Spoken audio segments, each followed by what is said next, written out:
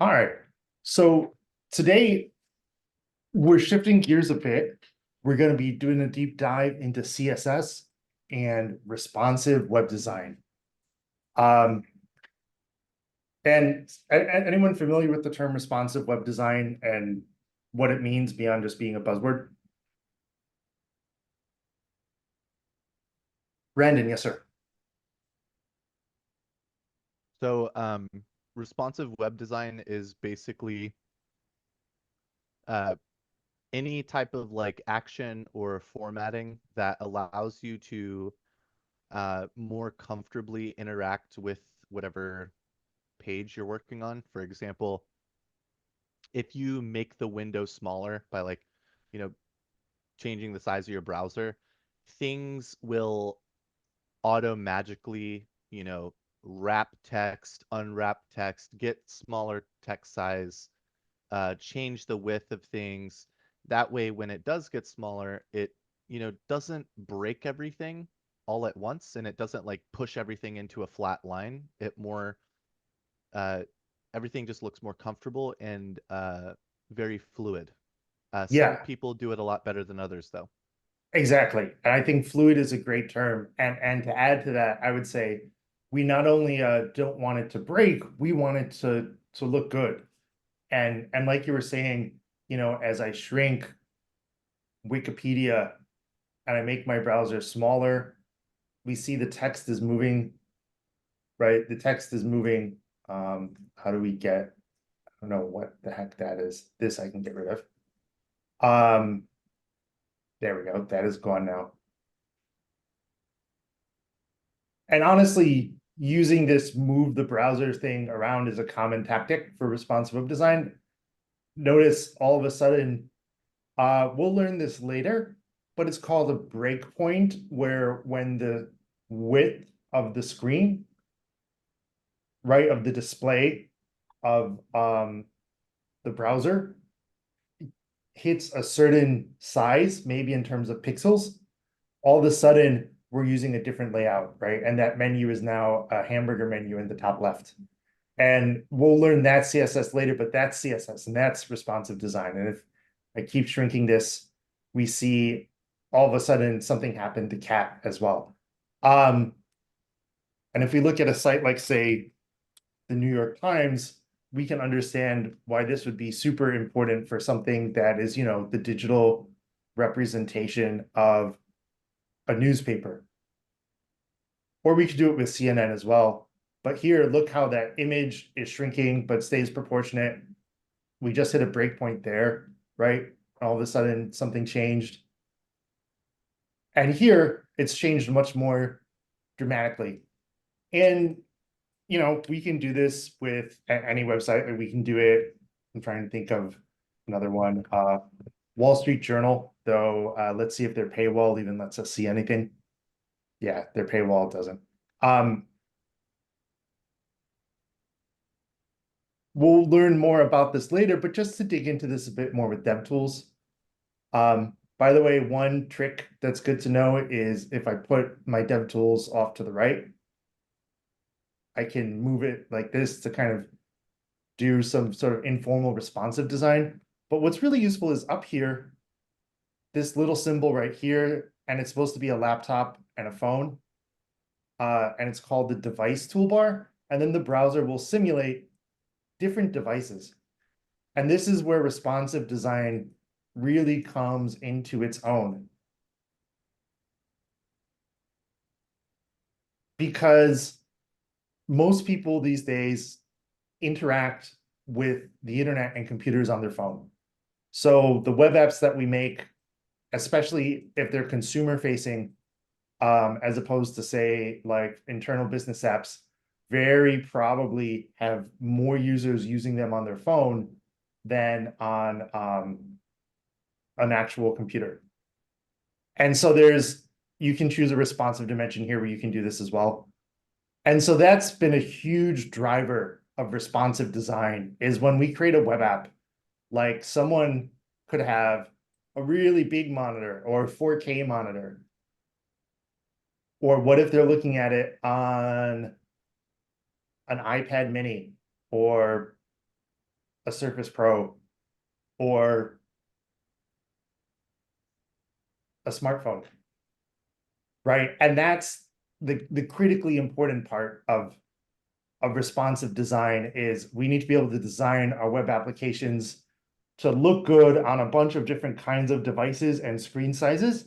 And those screen sizes, like you were saying, Brandon, may change as someone, you know, shrinks or grows the browser because of all the other apps. So that's become a critically important part of making web applications for reasons that hopefully make sense now of how this is really valuable for businesses or anything where we have users and we want to be able to really see it and do stuff with it. So we're going to start out with the fundamentals of CSS. We're going to talk about the display property and the idea of CSS flow, positioning. I'll talk a little bit about the z-index, a little bit about float and overflow and pseudo classes. And then in part 2, we'll get more into responsive web design and we'll see how to write CSS to do some of these things.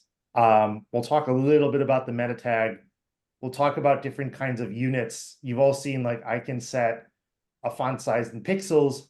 I can also do it in percents relative to the view height, the height of the viewport, the width of the viewport, or these relative font units, Ms and rems, that we'll talk about later.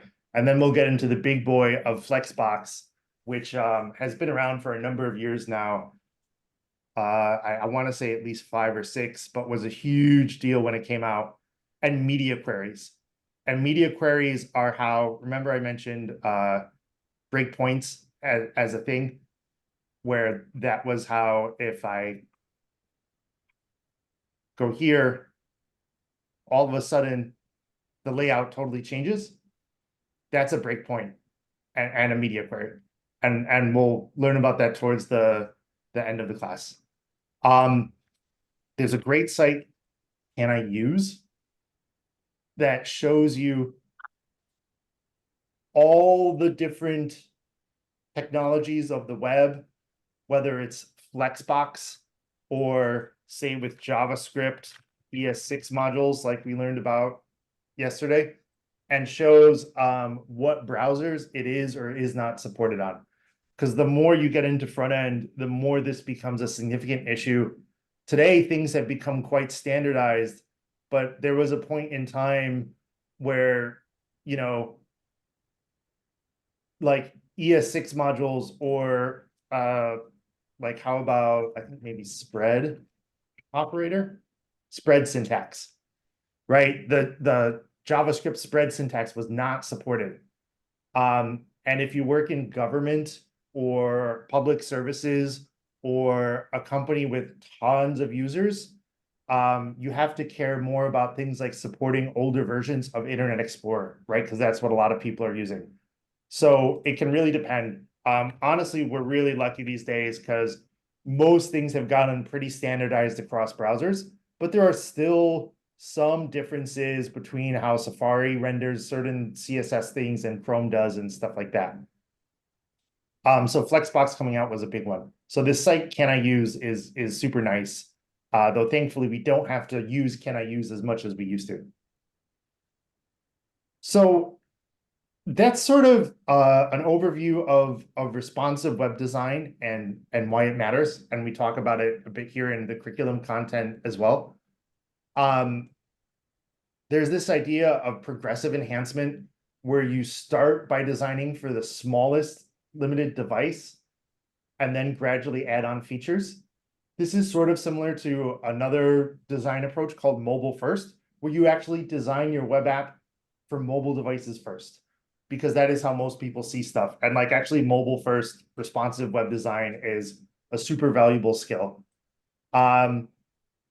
Similarly, there's an idea of graceful degradation, which you don't see as often as you should. There's a lot of web apps that just you kind of need JavaScript these days to do anything. If any of you have Gmail, there's like an HTML only mode where it's not using any JavaScript and it's sort of old school, just HTML and CSS and, you know, like HTTP requests to the server and page refreshes. And that's an example of graceful degradation. So before we dive in, let me just pause and see if folks have any questions about kind of the big picture and what we're going to be doing today.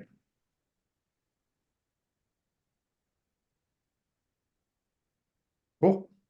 And I'm going to go ahead and I'm going to make a React project because we're going to be writing CSS, but we might as well do it inside a component. So I'm going to do npm create vite, I believe is the command, and I will call the project that we're going to create RWD for responsive web design. And it's going to be a React project with JavaScript. And let's go inside there. Let's run npm install. We'll give npm a minute to install all of the things.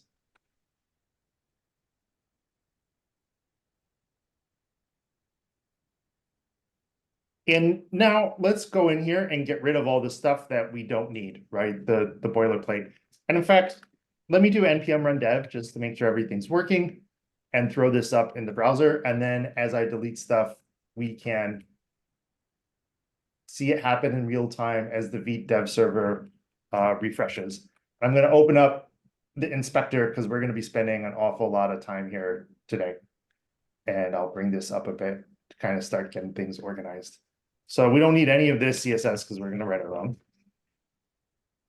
And if I go to index.css, we don't need any of this because we're going to write our own. And it's all going to go in app CSS. Well, we might put it in one or two places.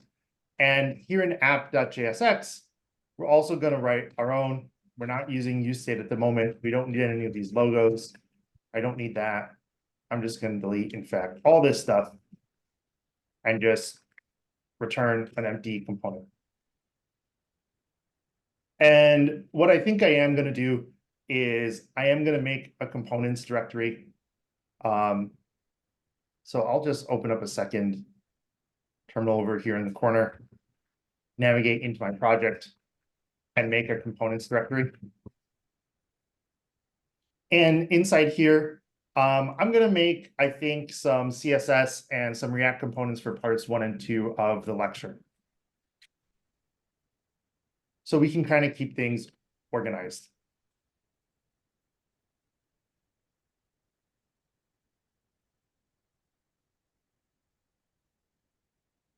And so I'm going to make a component. I'm going to call it part 1.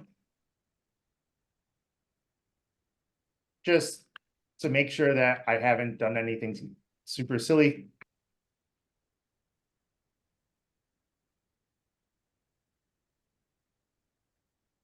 I'm going to put part 1 right there so we can render it. And let's import it into app.jsx. And I forgot that I need to use a relative path to go to my... I made a mistake here. I apologize. I put my components directory at the top level inside source. So let's go ahead and move it into source.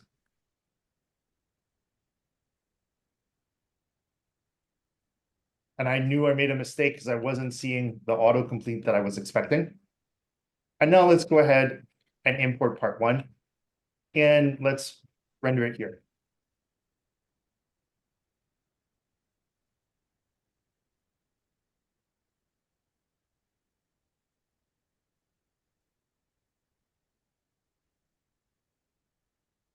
And it looks like I made a mistake.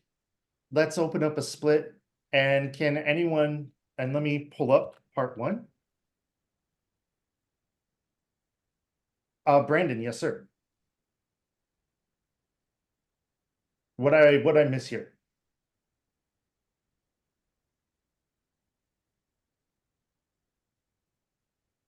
Oh, I see a couple hands up. Garrett, so you're at near the top of the participants list. Oh, sorry. Or Momo. I'm just going to keep going down the list. Yeah, you can go check the main. Maybe you didn't go to main JSX. Open the main JSX. good thought. The issue is not in main JSX. I see a couple other hands up. The issue we're seeing here is this reference error, part one is not defined. Daniel, and I apologize, I'm not doing this in order.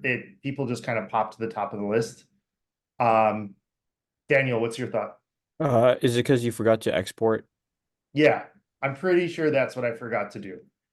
I'm seeing this reference error, part one is not defined, coming from line 7 of app.jsx. So that tells me this line of my code has a problem. I'm a little surprised this import statement didn't throw a squiggly, but maybe I missed it along the way. And in fact, VS Code is giving me as kind of a squiggly hint that it's not exported. But the key thing here is the error message says part one is not defined. And I have it here and I have the import. So if it's not defined, something must be wrong with my import. So let's try it. Export default part one.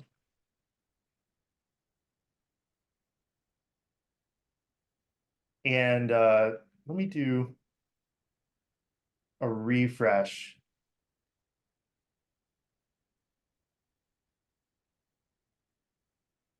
And I think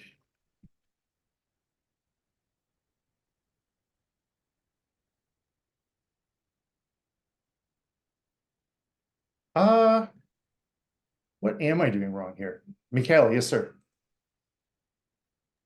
Don't you have to do a import from?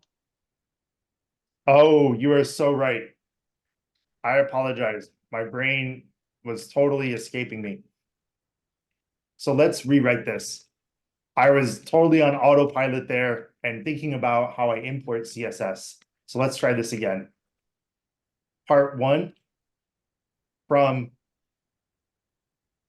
components, part one. Awesome.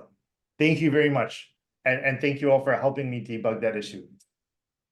So we're importing this component that we want now, where we're going to put all this stuff that we're going to do.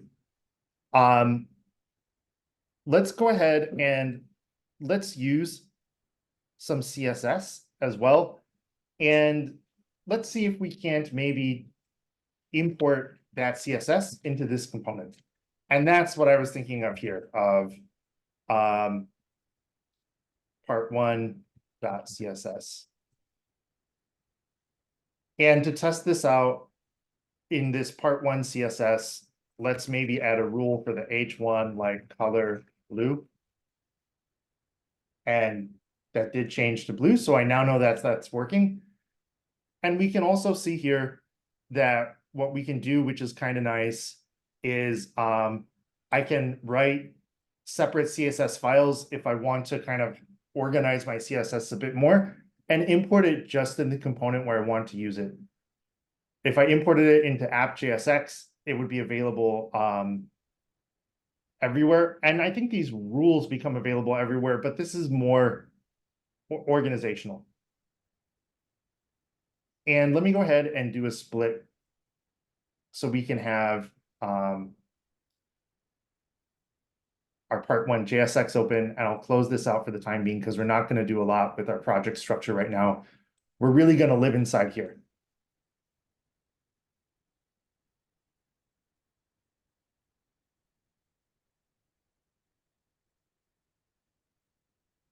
Okay, so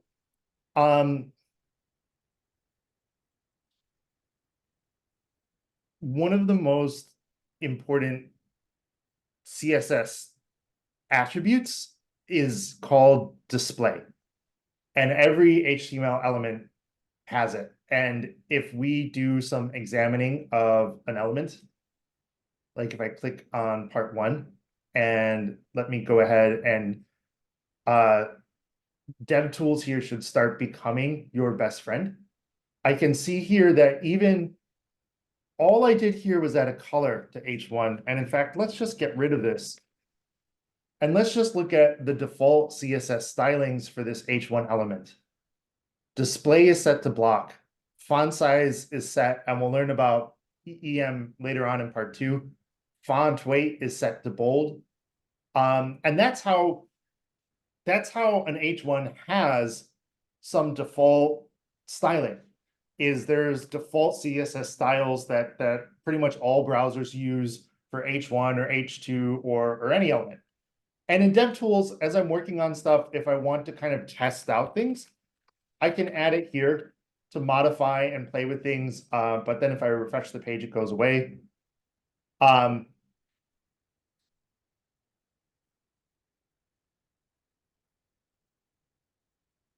If I'm trying to figure out where a style comes from, like where the CSS rule is, I can go over here to computed. And first of all, we'll use this more in a bit, and we're going to talk about display, but you can look at the different parts of the CSS element. And we're going to talk in a moment about display block and why this is, but we can see that actually this element's width extends across the full width of the screen. And there's some margin and some border and some pattern. And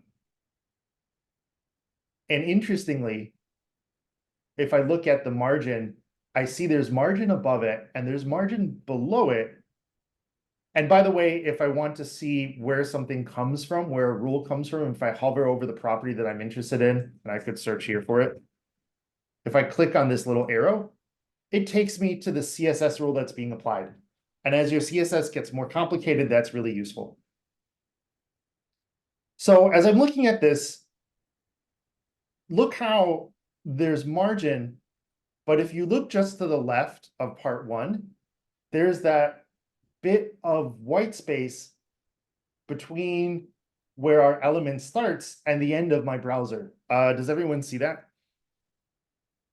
But I'm not seeing it here as margin or border or padding.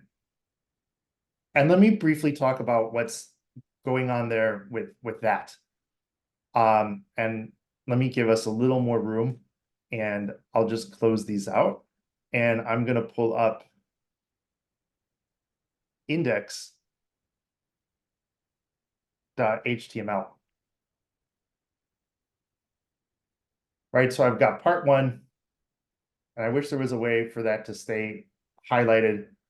Though there are some things we could do to make it easier. And in fact, for part 1, maybe what I want to do is, let's say like border 2px solid black. And we don't get, this doesn't show us the margin. Note that the border does not include the margin in the CSS box model, and we'll be talking about that more in a minute. Right, I see here's the actual contents of the element. There's no padding. Here's the border, and then here's the margin, and there's some top margin and bottom margin, but there's no side margin, and this does give us a visual indicator. Well, if I go up to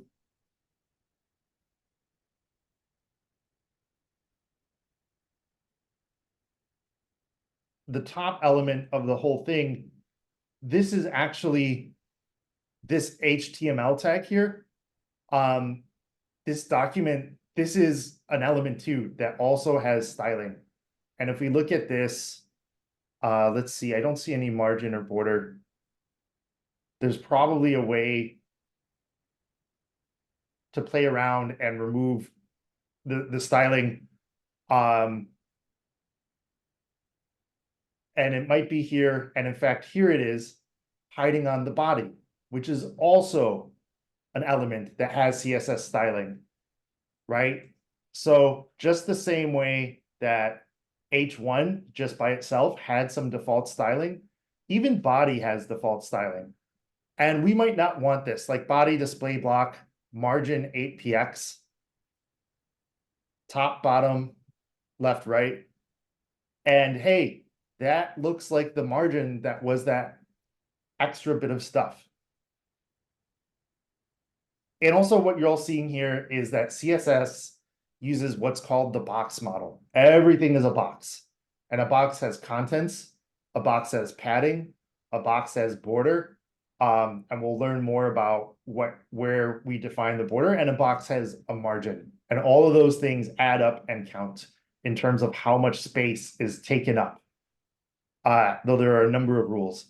And we'll see later, but often people use something called normalizer or with CSS frameworks to get rid of the default styling on the body, because we might not want that 8 pixels of margin. Like if I'm making a website, I might not want that at all. And if I do margin 0px, now all of a sudden part 1 is over there.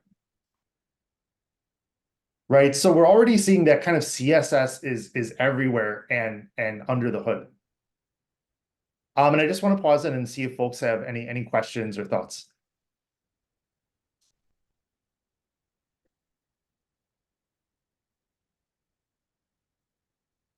Okay, cool. How are we doing? Awesome. So let's start getting to the good stuff. Let me pull up the part 2 component so we can start making some divs and doing stuff. I think I'm just going to get rid of this for now. And I'm going to go ahead and I'm going to make a bunch of divs so that we can talk about display block and the display property. And I should learn Emmet. It has really nice keyboard shortcuts for doing all sorts of stuff. I'm just so used to Vim keyboard shortcuts that that I can just copy and paste stuff really quickly, but I do highly recommend Emmet. And we're going to make this CSS class box in just a minute.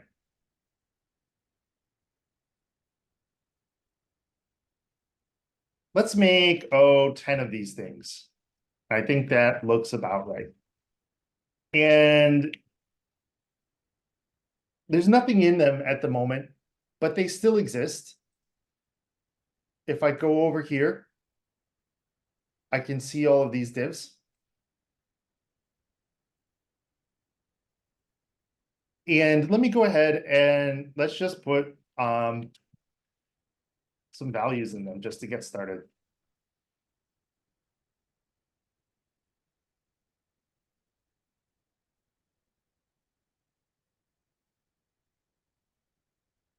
And let's look at what we're seeing here. So each of these divs, the next div goes on a new line.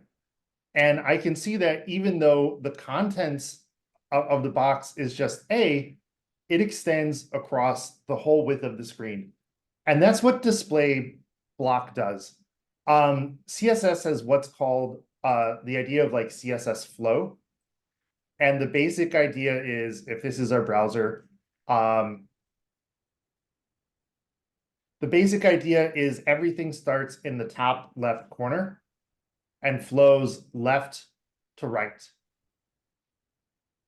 Right, so things flow left to right, and then when I run out of room, oh, excuse me.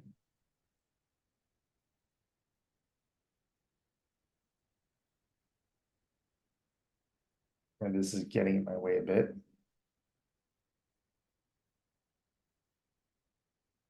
Well, when I run out of room, it goes down to the next line. Right, but we didn't see that happening with these divs. And the reason is because the display block property means that the element, the box, will take up all of the width until it runs in, unless it runs into something else. But it takes up the whole width. So A takes up the whole row, and B takes up the whole row, and so on. And so this is what we're seeing. Right, these are actual elements of A, B, and so on. And that's because of the display property. And by default, the display property of the div element and a number of elements, many, if not most, the display property is block. But there are a couple other display properties. And in fact, if I wanted to change it, if I type display, I actually get a list of all the different kinds in here. And actually, as I do this, we see stuff changing. Though right now, there's not a lot happening. But let's add a couple things to our class so we can see stuff more easily, and start to play around with this. So let's make the H1 we don't really need anymore, right? Let's make a box class. And let's make the font size, oh, how about 24 pixels? How about, yeah, I think that's a good start. 24 pixels and border, let's just do 1px solid black. And here again, we can see that display block property in action. Now, if I change the display property to inline, all of a sudden we see this, right? And this, the span element, I believe, has an inline display property by default. So inline is pretty much where it sounds like, where each of these goes in line. And note that only like the size of what the actual contents of the box is what gets taken up. I didn't say that very well, so let me reiterate. With inline, the box only takes up the space of what's inside it. Like if I start making A bigger, the contents of this box has gotten bigger, so it needs more space, but it doesn't take up any extra. Right? But if, say, you know, let's say just for fun, I made this second one display block again. Not only does it extend to the end of the row, it takes up the whole row and it goes on its own row. Right? So display block takes up a whole row is sort of the rule. And then inline block is sort of a combination of the two that we'll talk through in just a minute.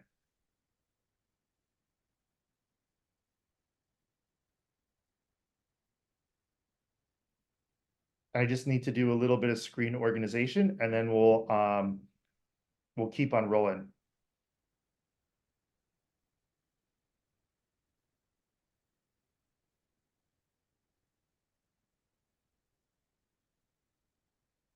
So we've talked a bit about document flow, and height and padding and border and this idea of a flow from left to right. And let me refresh the page so my change here goes away. And let's change this back to just be A.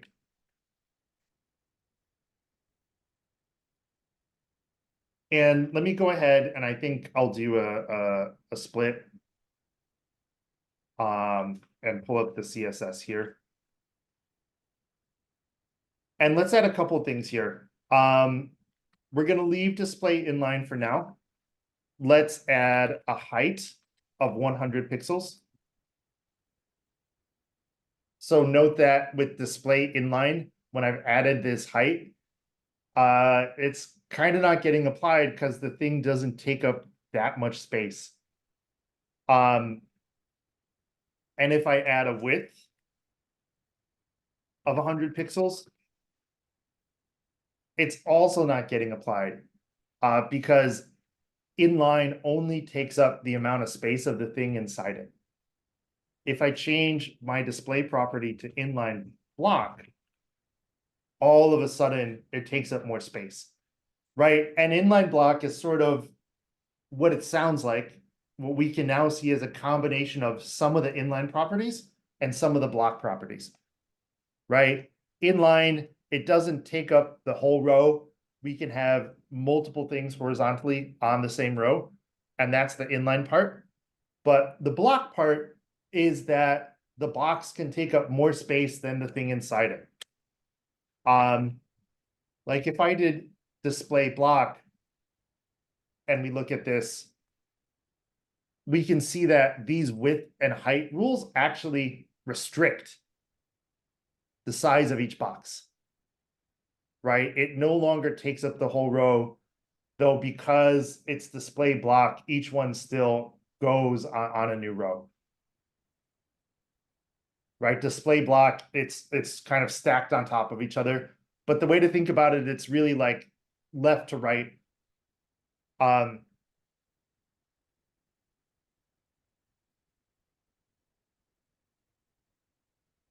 But display block is always going to start on a new row, even if it's not taking up the full width. And if I click on one of these, we can see border, margin, padding, and so on. Does anyone have any questions about the basic principles of display block versus display inline versus inline block?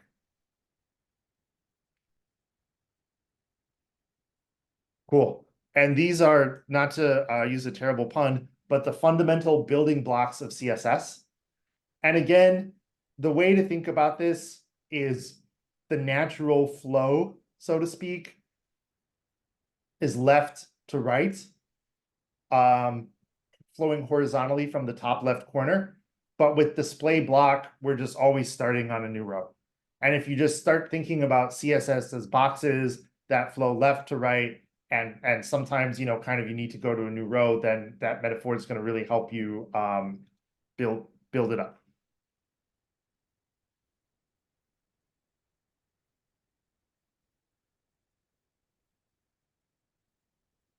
So let's go back to display inline block for a minute so we can talk about margin and padding.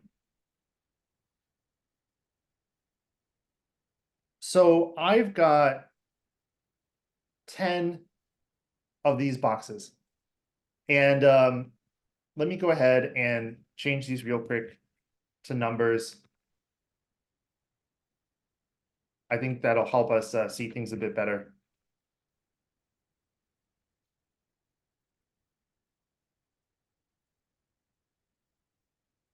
We've got 10 of these boxes. Let's make it 8 because everything with computers is always multiples of 2, often including font sizes and screen sizes. And we can kind of see here, like if I hover over this, I can see the width of this element. Right, as I change this now, because the screen size, the display port has gotten bigger, the body element takes up more space. And I am going to add up here, let's get rid of that margin. And that needs to be not a class, but for an element. Because now we can start to talk turkey in terms of numbers. Right, and I can see that the body element is taking up the full width of the display port, 1456 pixels. I think I'm going to use the responsive view. And let's make this something that's a nice multiple of 8.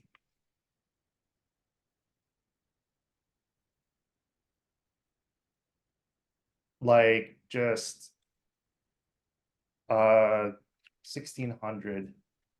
There we go.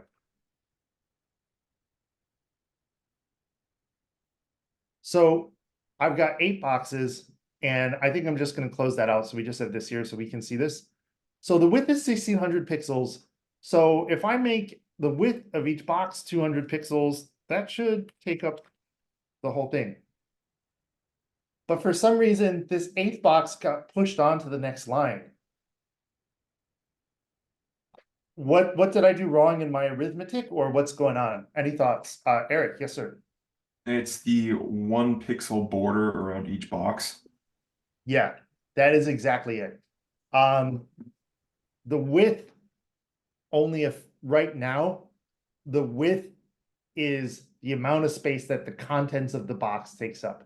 Padding, border, and margin are not counted. If I get rid of the border, we can't see it, so maybe let's do like, how about color aqua? And let's make this background color aqua. Now I can see those boxes and each one takes up a full width of 200 pixels. Mikhail, yes, sir. Another thing you can do in line 7, you can replace border with outline. That's awesome. I actually did not know that. Outline. What, Yeah, the same 1 pixel solid black. oh, that's really cool. I actually am not familiar with the outline attribute.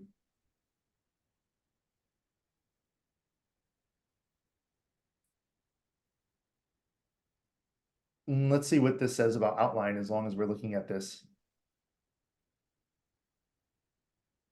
Yeah, so it looks like outline color is probably not the one that I want to care about.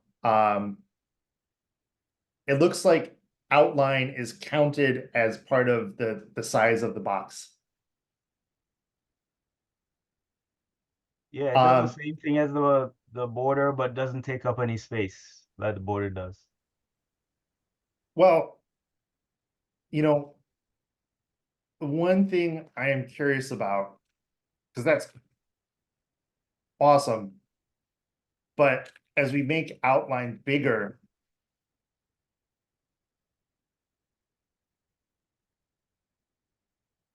something is being taken up here, right?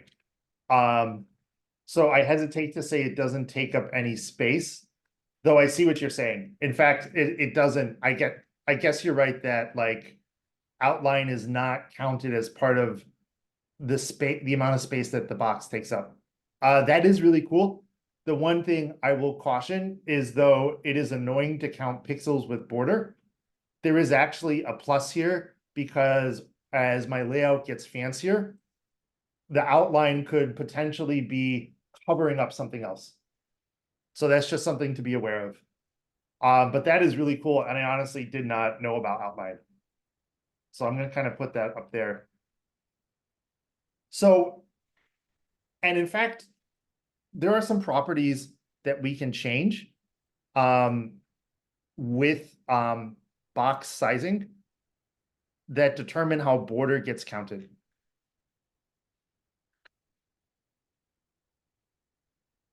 And let me make sure I have this pulled up right. And if we go ahead and look at one of these elements, let's look at this box sizing attribute. And I don't want to, whatever that is, I don't want it to go away. Because there's so many CSS attributes. And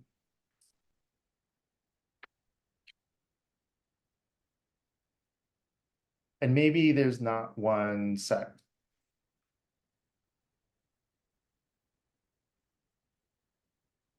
So by default, I believe the box sizing when we add a border, or just for box sizing, is called, excuse me, not border box, but content box, where the size of the box is calculated by looking at the size of its contents, which, as we can see down here in the lower right corner of the screen, is that 200 by 100 pixels that I set with the width and the height.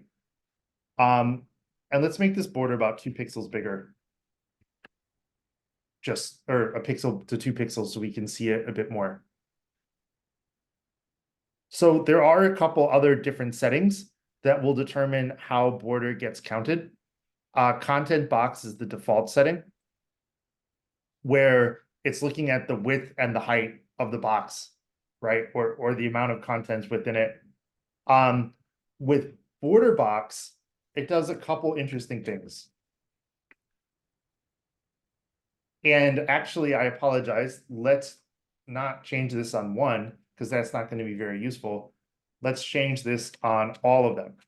So let's add box sizing, content box, the default, so we can watch everything stay the same. Let's change it the border box. And now all of a sudden this fits, because now we've told CSS, hey, the new rule is like eat up however much space you need for the border. So we're eating into 2 pixels of that box content. And if I change this to 24, we can see this really clearly, where now the border is eating into that space, right? Where if box sizing was content box, it doesn't eat into that space. Outline is really cool. I was not familiar with it. I'm honestly not sure if box sizing impacts that as well. That's a little bit out of scope. I'll have to dig into that. For what it's worth, I've usually seen border used, but I do want to look at outline more.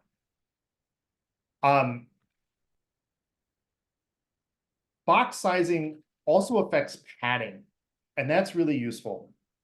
And let's talk a little bit about margin and padding. So we've seen that there's box contents, that there's border, but there's also padding and margin. So margin is maybe a little easier to talk about. So let me start talking about that. You can have margin left, and let's make it 8 pixels. And let's make it 16 pixels just to make it bigger. And actually, let's make it margin right. And the way to think about margin and padding, by the way, is because the CSS flow is left to right. And let me do a little drawing here. Because the CSS flow is left to right. If you think about margin and padding for the right side and the bottom, let me draw some squigglies there. And in fact, let's add some margin bottom padding.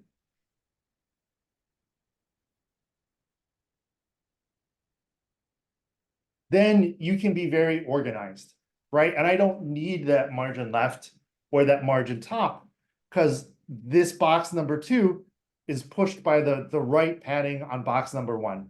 So again, everything in CSS starts in the top left corner. It flows left to right. As you think about margin and padding, depending on what you need to do, but particularly for layout, think about sort of using the right and the bottom. And what margin is, as you can sort of see here, is margin says, hey, make sure you leave some space between this box and the next one, right? The margin, and we can see the margin outlined there. It's outside the border, but it pushes to give space between boxes. And I'm sure you can all think of websites you've seen where they're using margin to have some really nice layout.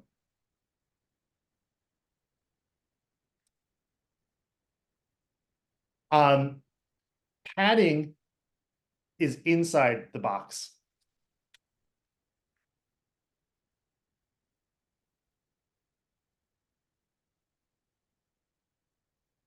And note that even though I just added a bunch of padding, and let me make that padding right, I apologize.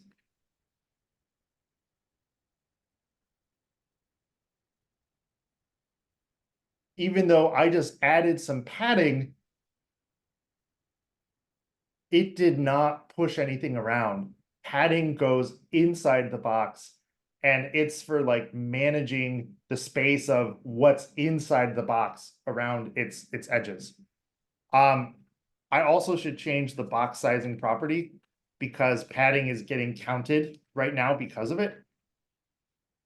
And now when I get rid of that, the padding does impact stuff. So I apologize, I misspoke there a bit. So padding is inside the box. By default, it does increase the size of the box. And it is used to manage, like to make sure if this first box was totally full of stuff, I'm gonna need a lot of ones. So that's too many ones because the contents now flows beyond the room available in the box.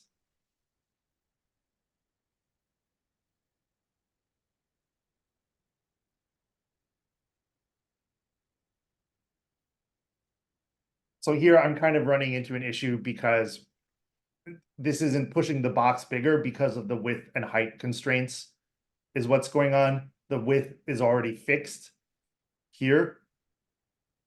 So it will not get bigger than 200 pixels, even though the content is extending beyond.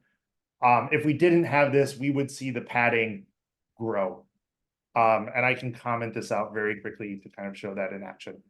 And so here I can see I've added all these ones, but see there's still that bit of padding, right? And so that's what padding does. And I can have padding, you know, for the top or for all around as well, if I wanted to add some padding top. Just so we can see it in action, right? So padding helps you position stuff inside the box. But by default, padding contributes to the size of the box. If we change box sizing to border box, it doesn't. And let me go ahead and get rid of all of those ones. So those are the things that add up to determine how much space a box takes up. And just like you all were saying earlier, like when I'm thinking about sort of counting pixels, if I want to get all of this on one line, I have to think about the margin and the border size, unless I change the box sizing rule, which can be really useful. You'll see both approaches. Honestly, I'm not sure if one is more popular than the other, especially because as we get into Flexbox and CSS frameworks, we'll start to see there's other tools that we can use. But it's sort of important to know this fundamental CSS arithmetic. So that, right, if I want to get everything within 1600 pixels, let's, well, I've got 2 on the left, 2 on the right. So that's 4 times 8, which is 32. So let's reduce our width by 32, which is 168. And it looks like I overdid it because it would be actually 178. No, I think it was 168. And now the border is accounted for, though I'm actually surprised because we have the margin and I would have thought that would have added up as well. So my arithmetic must be a little off. So we could play around with this, like I'll just get rid of margin right, margin bottom, and let's maybe just reduce this width a bit at a time. And in fact, my problem was I was thinking of everything, but I need to change the width of an individual box. I apologize. And now that fits, right? I got my arithmetic confused. I want the total width of a box, including the border, to add up to 200. So I set the width to 196, the border to 2, borders on the left and the right, adds up to 4, and we get 200. If I change this to 180, and now I add back that margin right, now everything fits in, we have room. So you don't need to do this all the time, but sometimes you do, and it's important to know how this works. So when you're debugging your CSS layout, you can make it look the way you want. So we covered a lot of ground just now with the display property.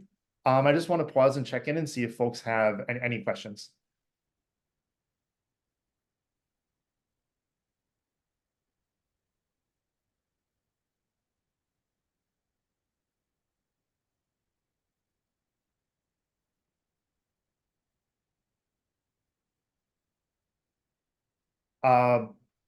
Momo, yes, sir. Yeah, I just have a very primary question. Is CSS files, does it need to be exported? Good question. They do not. Thank you. Yeah, great question. Yeah, the exporting is just, we need to do that only in JavaScript or JSX files.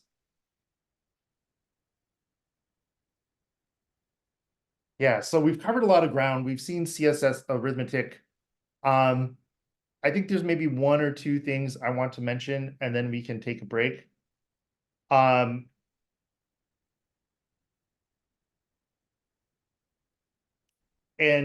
we have hit the hour actually. So how are folks?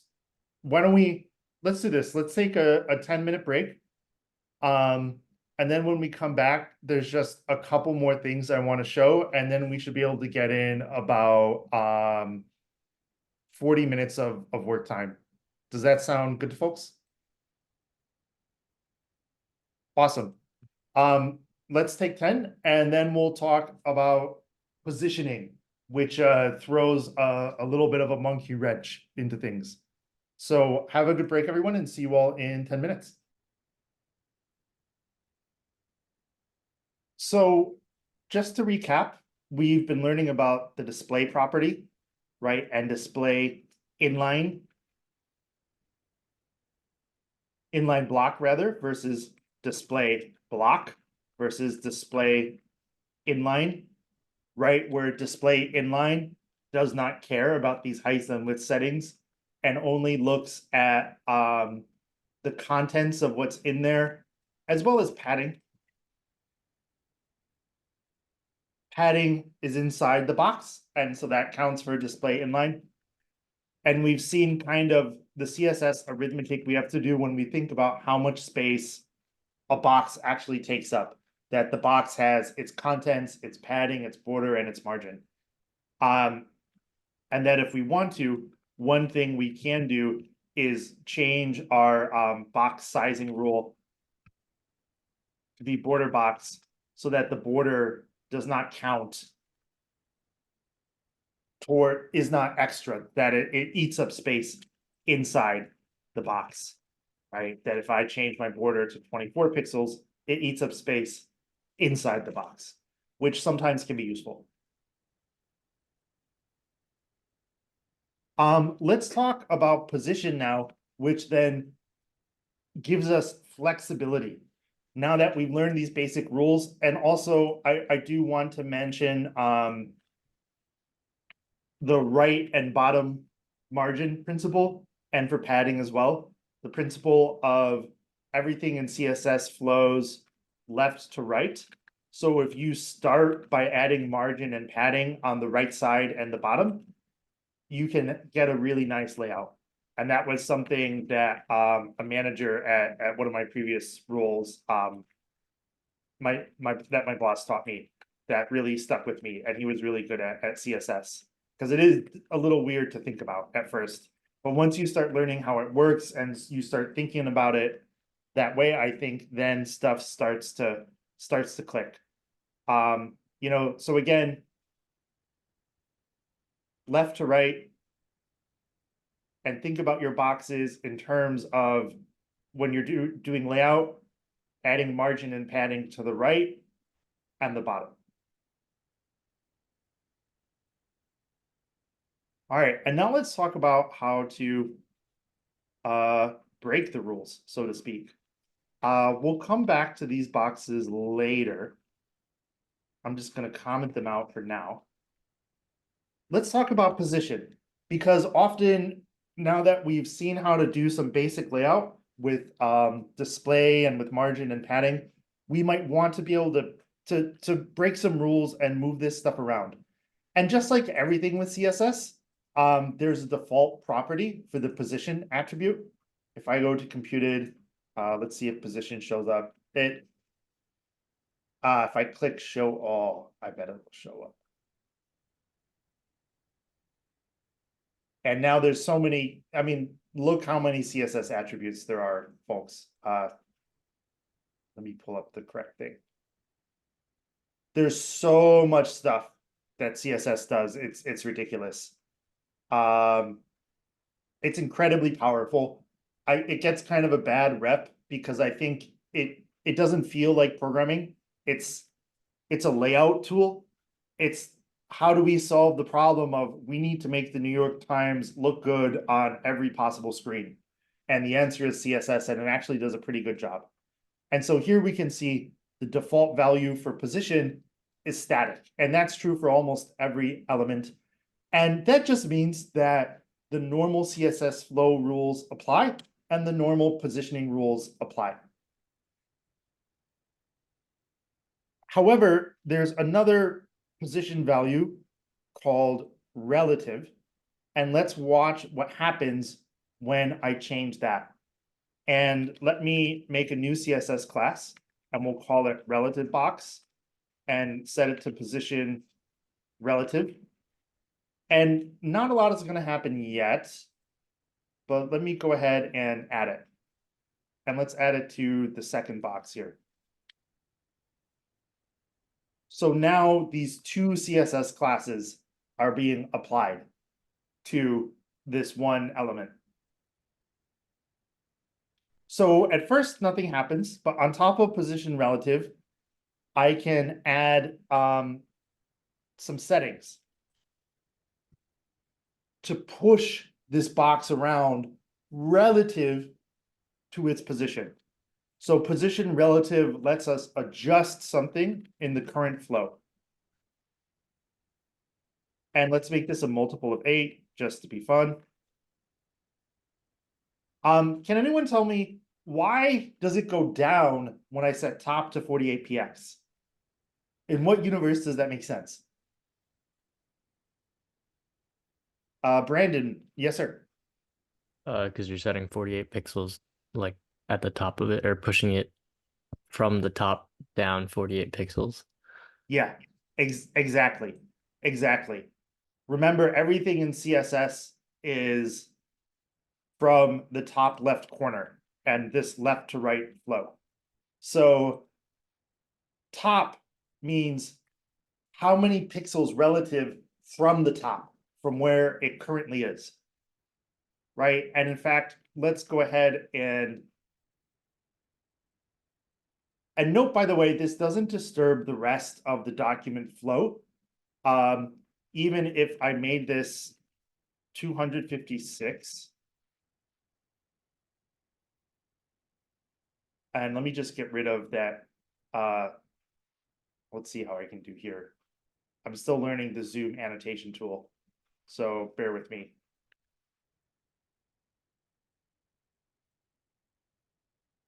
But you all kind of get the idea here, where I'm going with this. And I'm just going to get rid of these because the zoom, it's a little finicky. It's not as good as tail draw.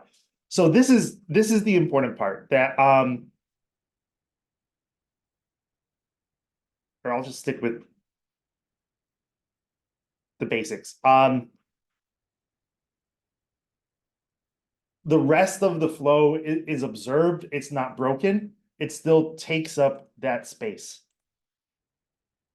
So it's kind of like the rule is applied and everything is laid out as normal. And then the position relative rule is applied. And so the same way, I can also push this to the right. Let's do like 128 pixels.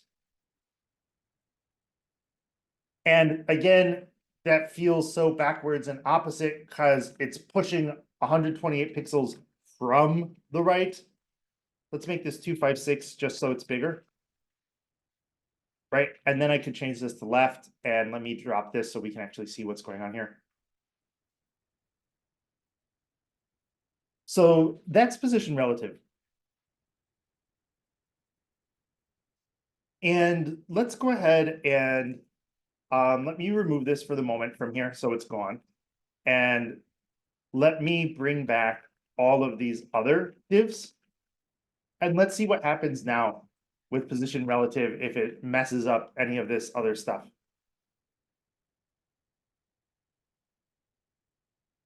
And look how all of these other rules are still applied. So think of it as the normal rules get applied and then the position rules get applied. And it still takes up its normal space. So that's position relative. Next up is position fixed. And let's make another CSS class for this, and we'll call it Flexbox.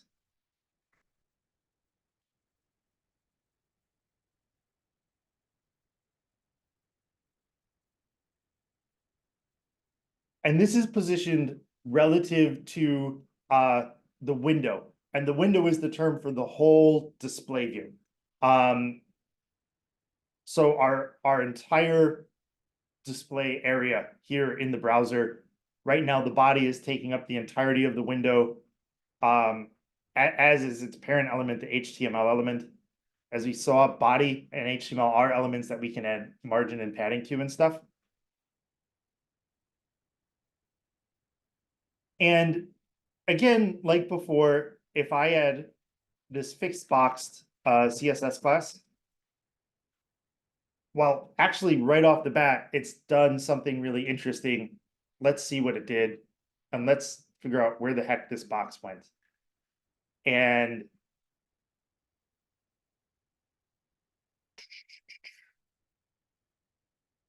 I may be getting confused here with the responsive.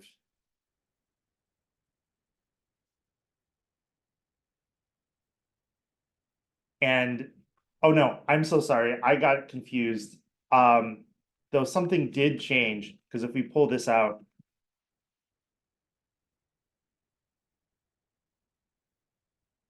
I apologize. I think I just got confused looking at the boxes for a moment. I thought they were taking up the full width, but this is a little easier for us to see at the moment anyway.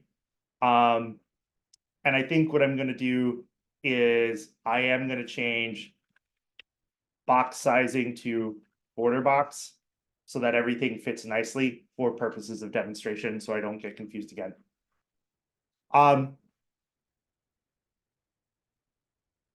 And let's actually give our relative box maybe a background color of, oh, I don't know, orange, so we can see it. Let's give our fixed box a background color of, how about red? And let me make sure I'm applying fixed box.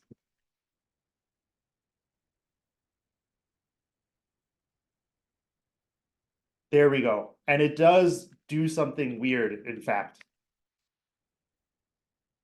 It kind of messes up the flow. But let me play around with fixed box and show what it's doing, and then we can talk about why. So what fixed box is really used for is like fixing it relative to the whole screen. So the same way that there's top, and we could have used bottom here for relative box, by the way, if we wanted to push it up. And that actually pushes it way too high. Like, let's make this 2px so we can see it instead. Or how about 8? So right, bottom pushes our relative box 8px up from the bottom. So here, let's say bottom 20px and watch what happens. And how about left 20px? And so this is really interesting. Fixed fixes the position of the box in the whole window. And again, it doesn't, the flow is disturbed. And I think that's where I was getting a little confused. I apologize.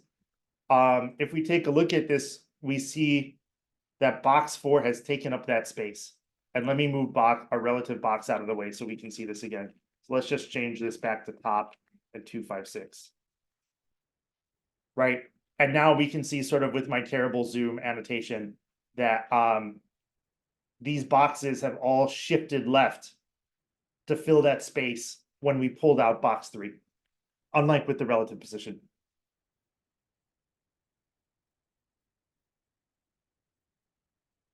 So fixed box is relative to the whole window, and something very interesting also happens with fixed box.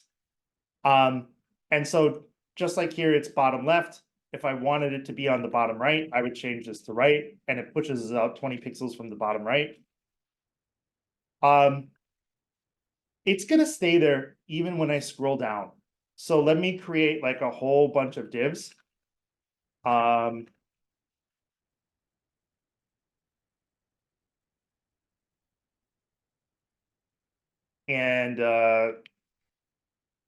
this might take a minute. So let me make actually another class to help me. Let's make a class and we'll just call it big box to take up space. One moment, Mikhail.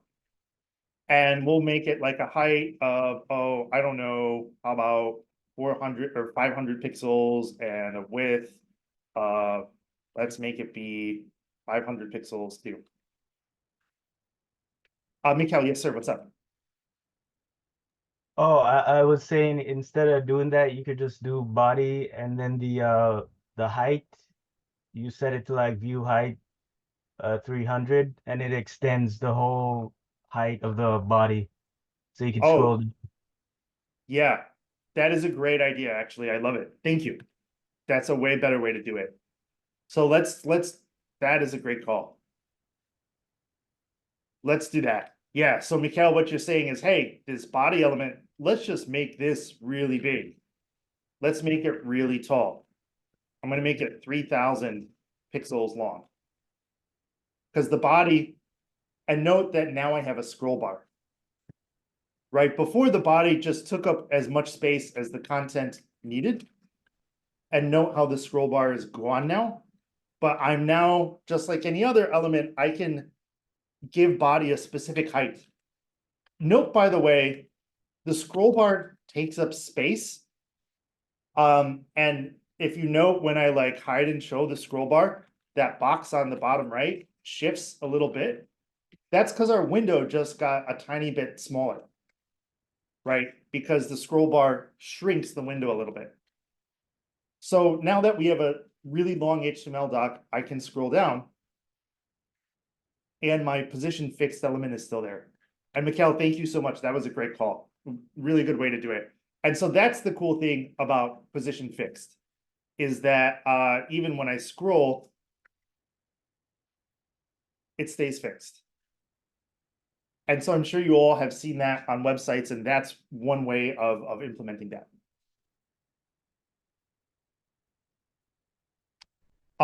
I just want to pause and check in if folks have any questions before we keep on rolling.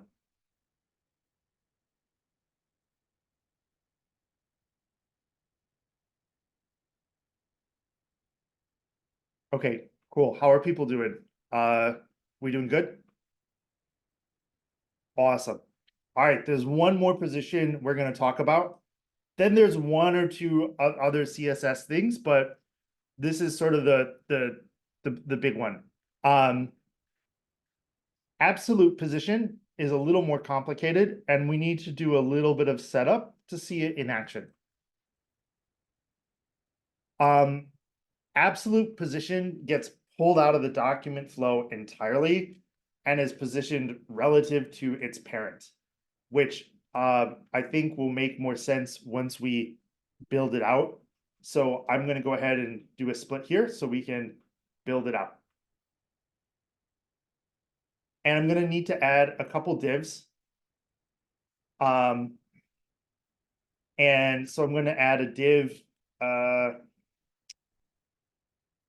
just leave a space there just for our readability. And one div is going to have a class name of outer. And actually, I'm not going to do the split because I don't want to shrink and move around my browser over here too much because everything is laid out pretty nice right now. So we're going to have an outer div. We're going to have a middle div. And we're going to have an inner div.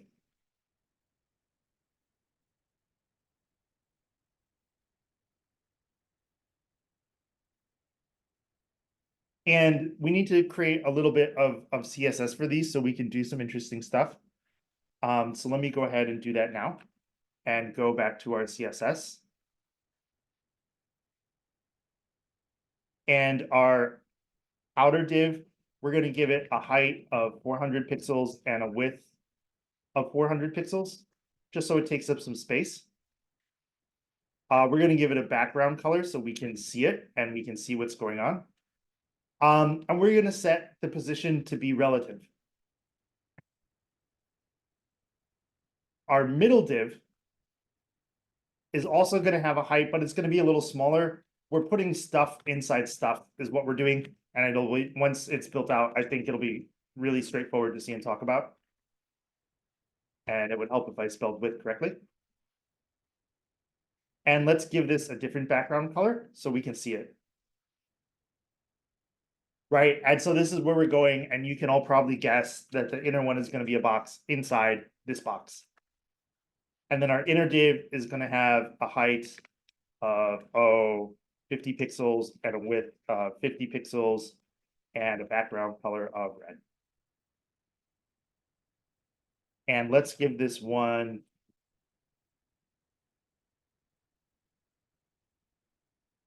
position absolute.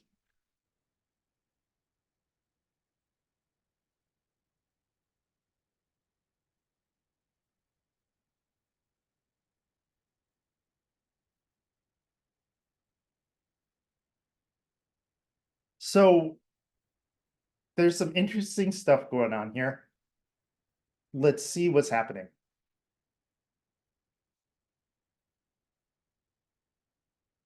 And let me scroll down here so we can actually look at these divs.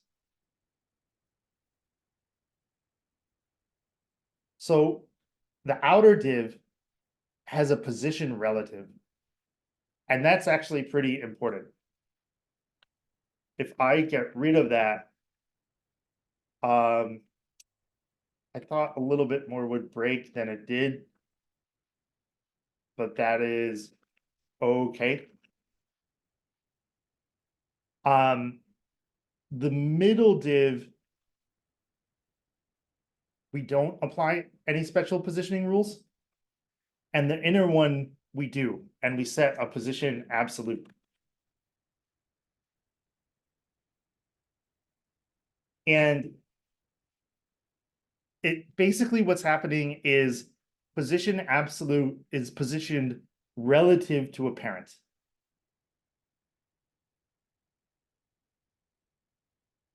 But it's positioned relative to the closest positioned parent, which frankly, I always find a little tricky to talk about.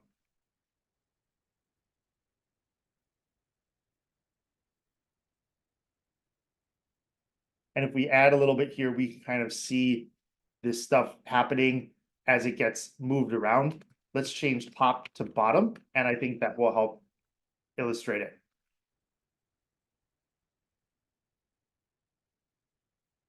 And so this actually illustrates it really well, because as I'm moving this inner one around, it's getting positioned relative. Now it's on the bottom of the parent. If I move position relative here to the middle one, notice that those two things happen. First of all, when position relative is pulled out, this gets positioned relative to the whole window, to the body. I'm not exactly sure why, but it's looking for a parent that is also positioned, right? And if it doesn't find one, I think it just goes to the whole window. So with position relative here, the positioning is relative to the middle div, because the middle div now has this new positioning rule. It's not the default position static.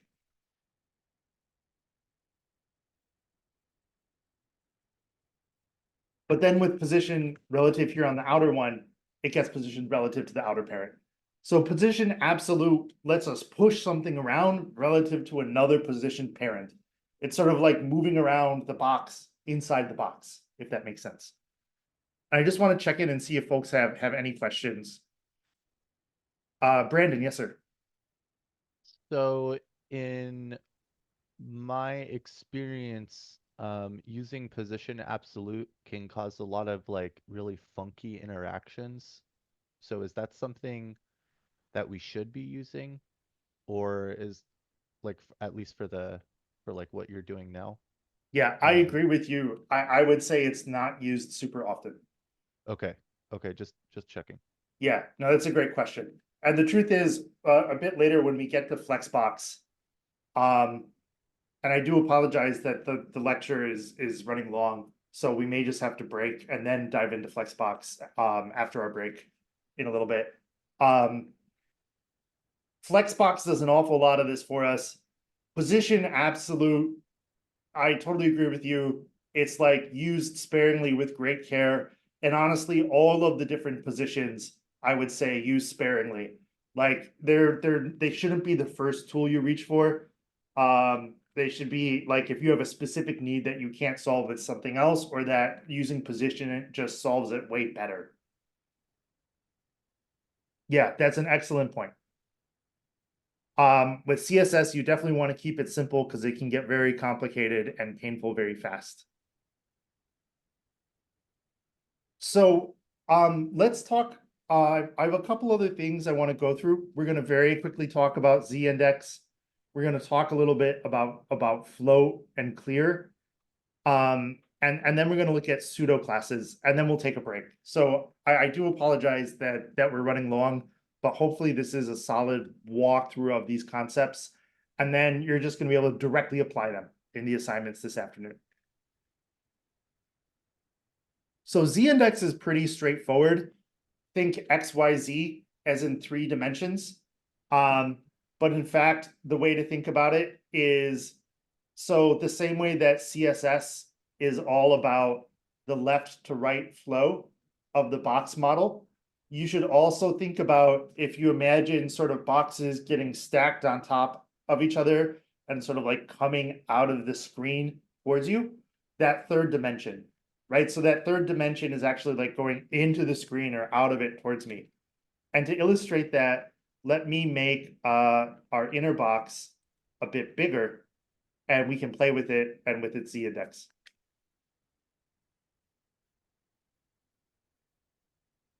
So let's make this a bit bigger. Let's position it at the top so it's there. And let's put this at 0 as well, just so we can see this. And in fact, let's make this even bigger. So these 3 are stacked on top of each other, right? And in fact, if I go into our inspector and we use computed styles, and let's look at this inner one, and let's look for z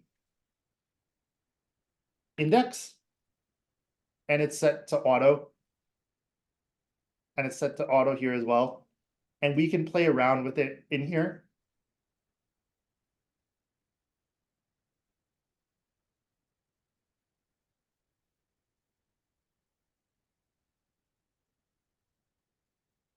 So once I start going negative, it starts going into the screen, right?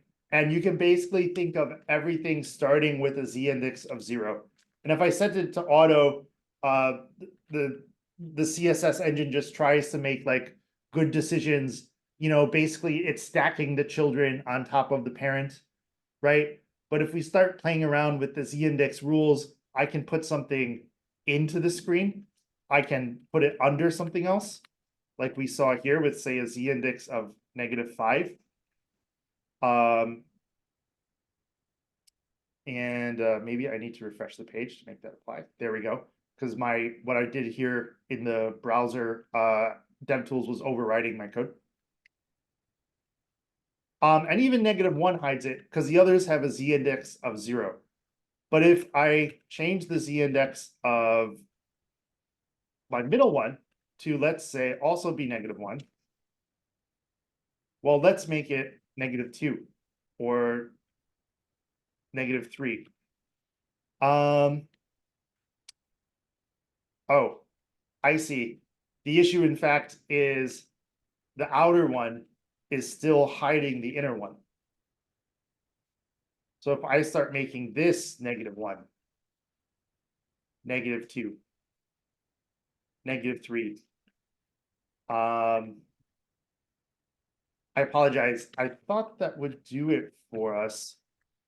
Do you need to refresh the screen or? I don't think I need to refresh the screen. It might be, maybe I need to be using z-index positive values.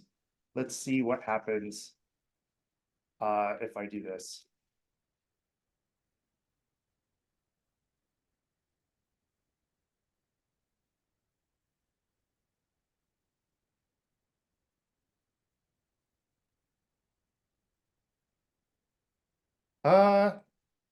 I wonder if there's something with the position rules.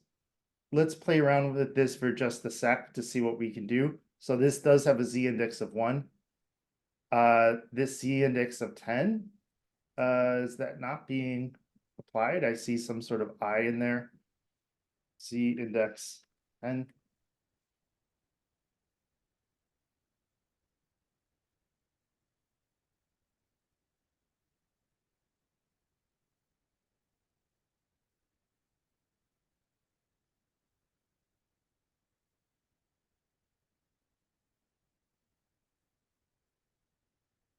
I am actually gonna go to trusty MDN because my brain has clearly frozen and I'm not doing something right. So let's just see what we're doing wrong.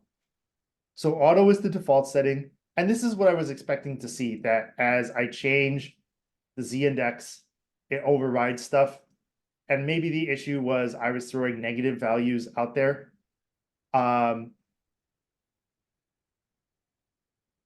Or the issue might be positioning rules. Mikhail, yes, sir. They say like Z index only works with positioned elements, so you have to like put a position on them for it. So that middle one, I think. That.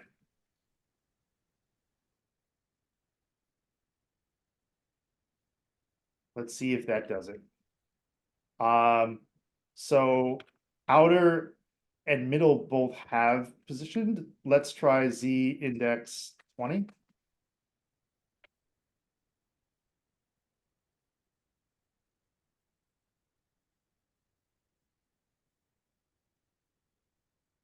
Yeah, I apologize. I mean, if anything, this goes to show you don't end up using the Z index a ton. There must be something I'm doing wrong because it is a positioned element. But I would have expected, now that I've kind of set positions of all of these, to be able to then see those Z index changes. So let's see if we can't get this to work, we may just keep on rolling. And here they are doing it with maybe it needs to be position absolute. Brandon, yes, sir. I believe you're, yeah, I think you're on the right track there. Yeah, let's see. What do you want? Because basically it's z-index won't work unless you have two separate planes. Because even though you're setting the z-index to 10 or 20, there's no like base plane. And you have to like pull it apart, and I think absolute has to deal with that. Oh, interesting. I apologize, folks. I cannot seem to get my z-index to work at the moment.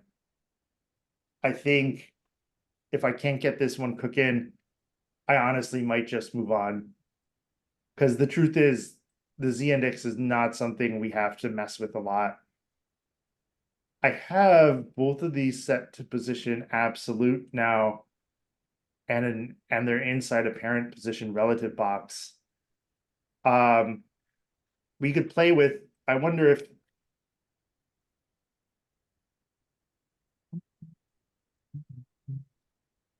Try setting the parent element to the highest z-index, and then see if black covers the two other boxes.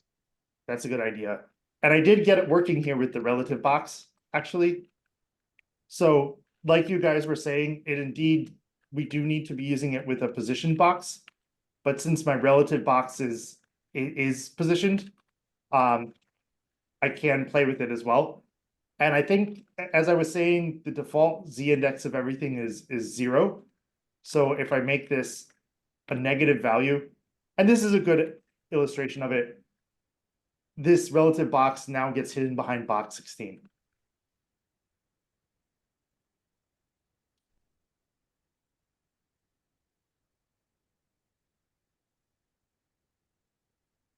And that is not how you do a CSS comment. And what were you saying again, Brandon, to try out? Actually just did it. You changed the parent to a different index and then hid the child element behind the other child. Got it. Yeah, let's try the outer one. Let's give it a z index of 0.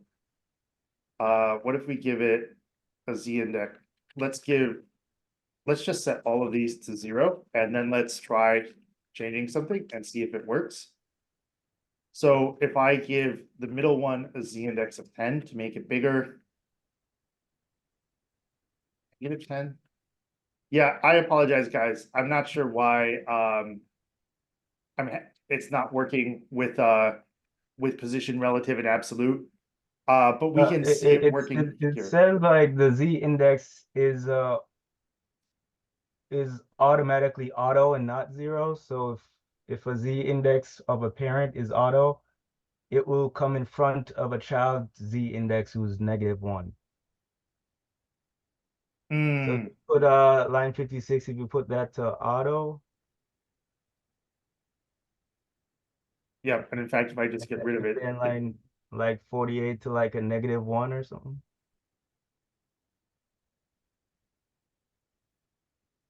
so that Doesn't change. Yeah, and put that to put it to what? the -1 too. Maybe. I don't know. Yeah, it's the outer It one is the doesn't- black one, so it's already behind. Oh, the everything outer is the else. black. Okay. Yeah, yeah, I see what you were And thinking. that's is that the parent? The outer is the parent, the middle is the green one, so Yeah, the so if middle the outer parent. is like auto, then I think it should. Yeah, I'm a little surprised that it doesn't.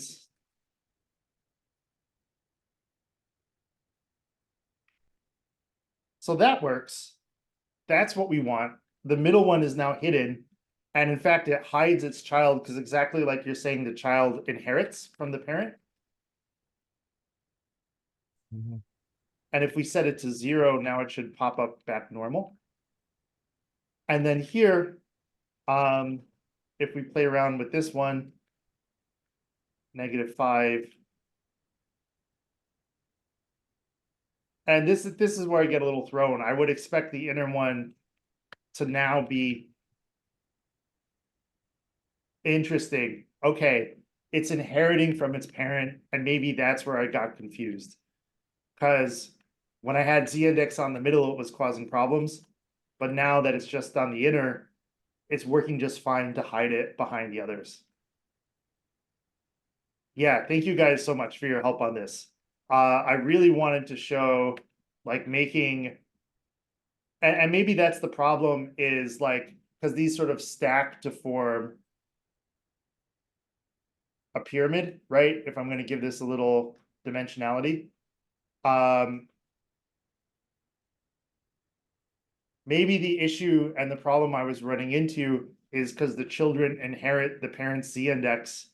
Like I wanted to try and make the outer one, the black one, have like a really high z-index to cover everything else, but the children just inherited it. And in fact, we can test that out. And I think that's what I forgot and what we were running into if I go to computed. Yeah, so with z-indexes of auto, they're just inheriting from the parent. If I make this to a z-index of, instead of 20, let's make it 10. Yeah, I'm getting too in the weeds here, but we saw the basic behavior in action. And with this nesting, the easiest way to do it is just take a child that I want to hide behind something else and give it a negative z-index.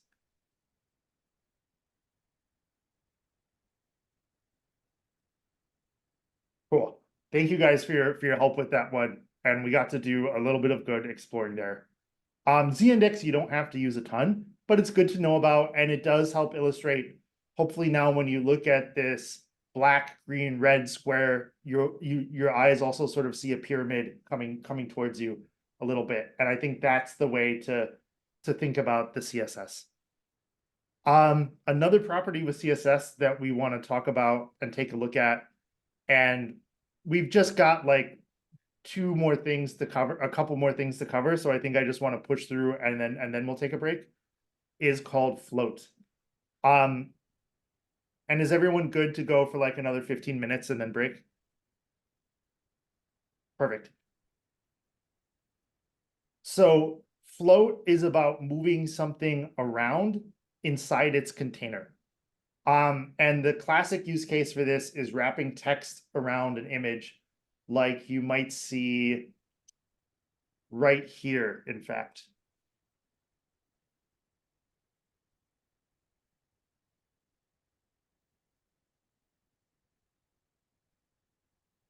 And in fact, if we use the Elements tab to inspect this, we can kind of see this in action.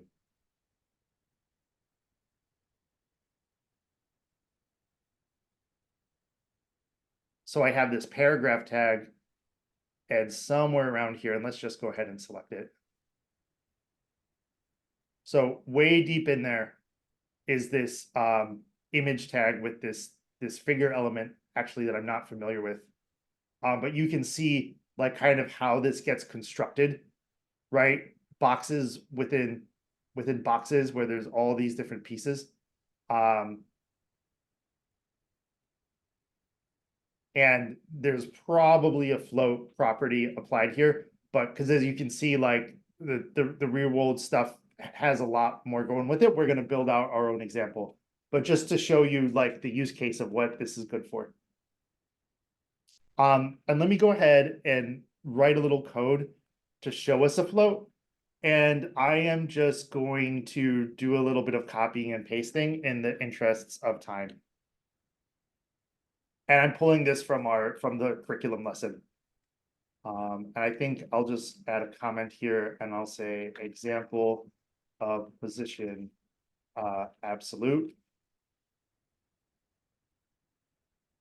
The other stuff we know is really like display box stuff. And here we're going to do example of float.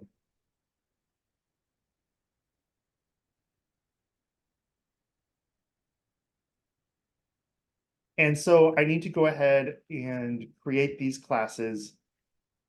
And I'm going to do a little fixing because I did copy and paste code that is meant for an HTML file, but we're putting this in a React component. So it's not class, it's class name.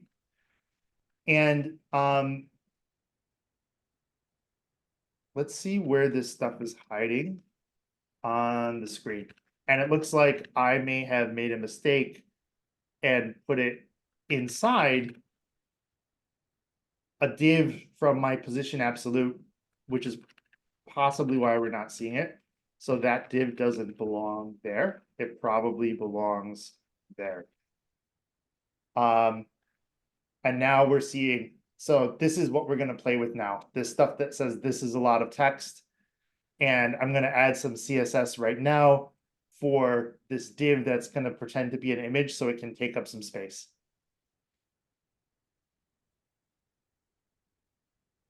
So let's make our pretend this is an image class.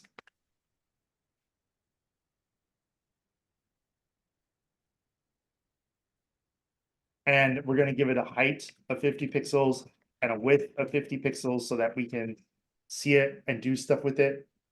And we're going to give it a background color of red.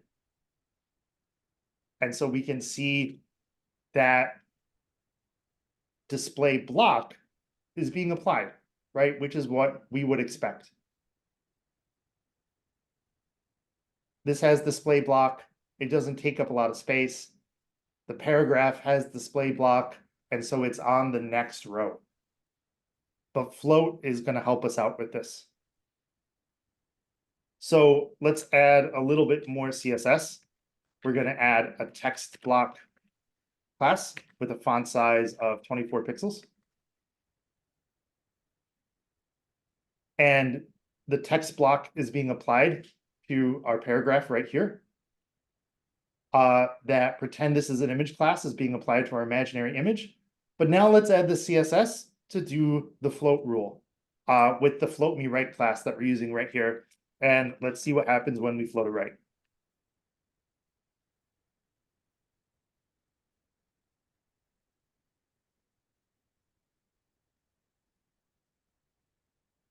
And so what we see is this image, right? This red box, and let's make this, I'm gonna make this blue just so we have a different color than the other one. And let's make it bigger. Let's make it 100. So now we can kind of see it in action more. And it's actually eating up space inside the other box, inside our paragraph element. Right? So what happens is, again, the normal CSS rules get applied, but then float basically pulls this out and puts it to the right and moves the contents of the other box around it. So float moves an element to the left or the right of its container. And then other stuff gets wrapped around it. You really should only use it for wrapping text around images. There are some other attributes such as position absolute or text align, right? If you need to like move an element around to its container. And as you're starting to see, like an important part of all this stuff with CSS is having containers for things, right? And the more we do that, the more that will begin to be a theme. Is it's important to put stuff in containers. And for instance, if we stick this stuff inside a div, let's see if it. So it doesn't change anything, but now I have a parent container that I could do stuff with if I wanted to add some margin, and I'll just do it here in line.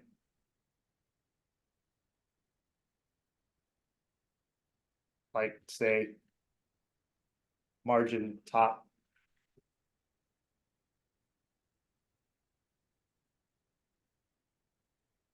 Let's make it bigger, maybe so we can see it more visibly. There we go. Right, so having stuff in containers makes it really nice. Or really, I should do margin bottom, the way I was saying how we should do stuff. And so that's how you can do a lot of control of your layout, is by putting stuff in containers and using your sort of container elements for maybe like layout aspects, and then doing other stuff inside it to position things. Like if I wanted to here with this div that wraps all of my other stuff, maybe I want to do some padding left of 40 pixels, maybe 80 pixels. Right, and now all of a sudden I get to do some very useful layout. And the nice thing is, because the padding is inside the box, it doesn't mess up the rest of my layout. So that's why padding can be really useful, because I can position stuff inside my box without messing up my layout.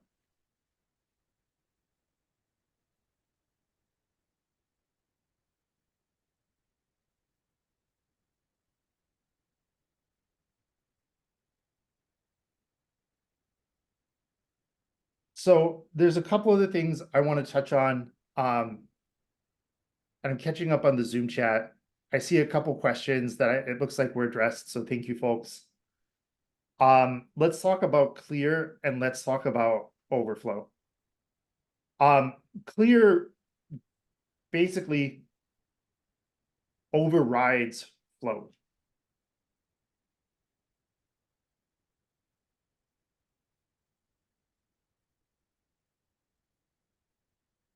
Right? Clear basically says, hey, you're not going to hang out with this float person. I don't want you sharing the same row with them.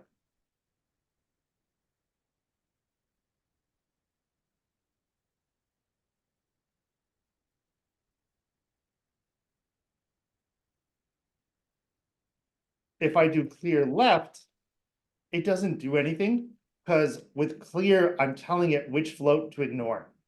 And there is no float on the left, so it's okay to hang out with the float on the right, but not on the left. But now it's not okay to hang out with the float on the right.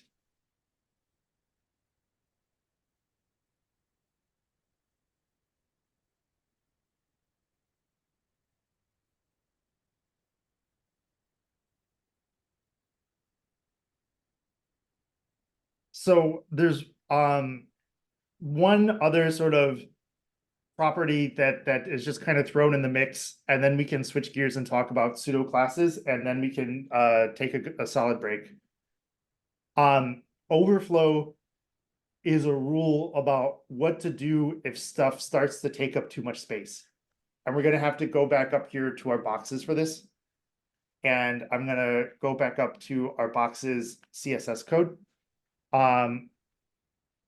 And basically, if we start applying the overflow rule, then the box is gonna, we can choose how that overflow is handled.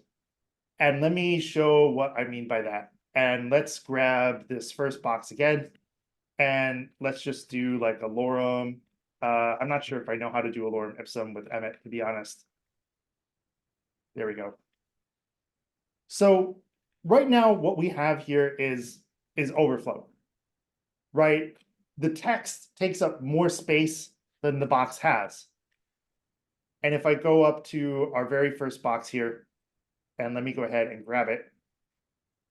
And it's those height and width issues, right? If I got rid of the height rule, my box could get bigger, right? Height doesn't just, it sets a fixed height.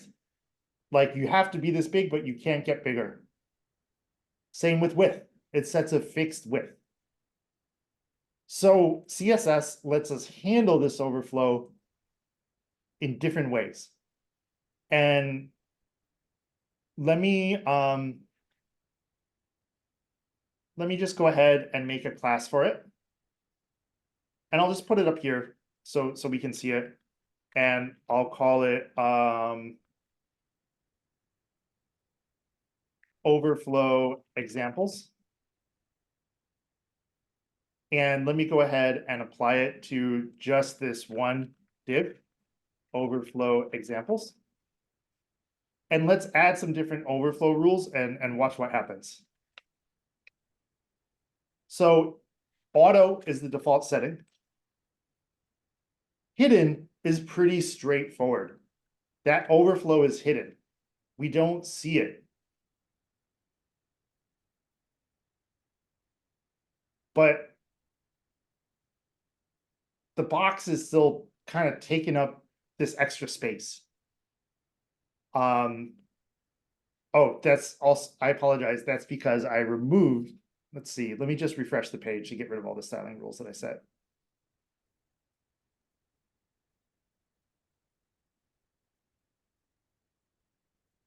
Yeah, here we go. It's a little tricky to show it.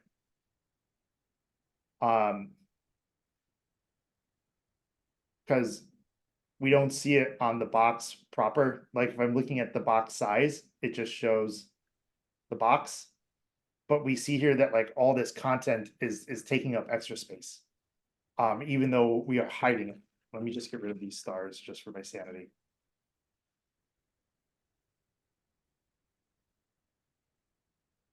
And if I get rid of this,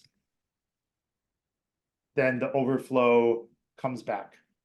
I feel like there might be a rule I added floated around on this first box that's kind of like pushing these other ones over.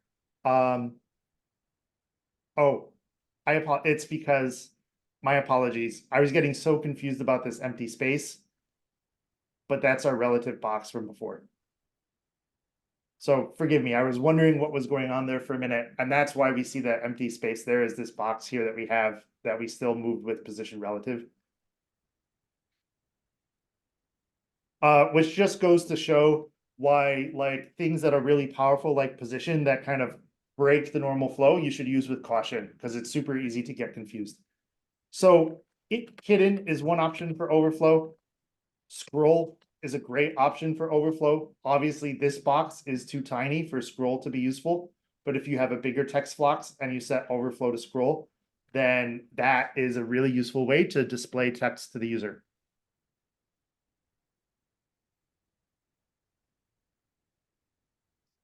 So that's really overflow in a nutshell. The last thing I want to talk about, and then we can take a break, is what's called pseudo classes and dynamic classes. And I just want to pause and check in and see how folks are doing. Because there's not a ton with pseudo and dynamic classes, but we are switching gears because it is different than what we've been doing. Do we want to take a break now, like for 10 minutes and come back, or go for another 10?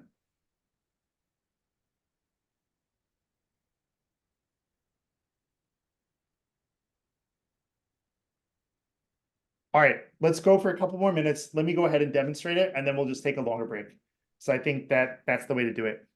So pseudo classes are all about things like links and hovering. So let me show you what a pseudo class looks like.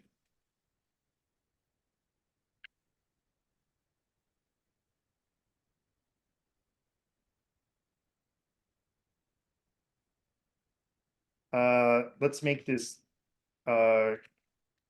green just so it's really apparent. And background color, let's make this like dark blue.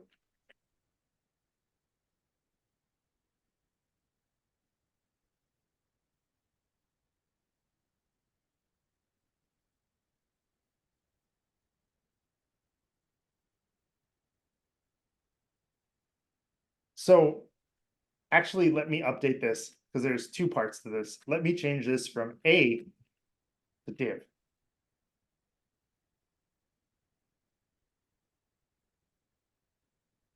And now all of a sudden, some very interesting stuff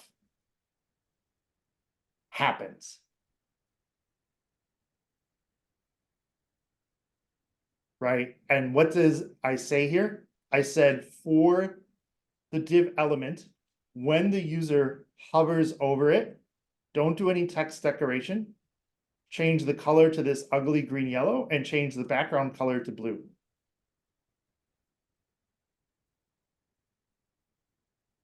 But why does the whole screen get blue when I do this and I hover over?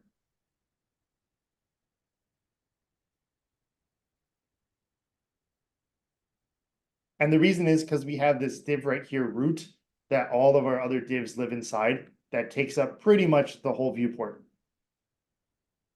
So that's why when I do this, it changes. You can see then when I hover over a child div, it does the same. Right, so this is kind of nifty. It's fun for a div, but what's the point? Let's put in an imaginary hyperlink. Let's just stick it in right here. I'll just do 4 and I'll do a href equals, let's just do https wikipedia.org.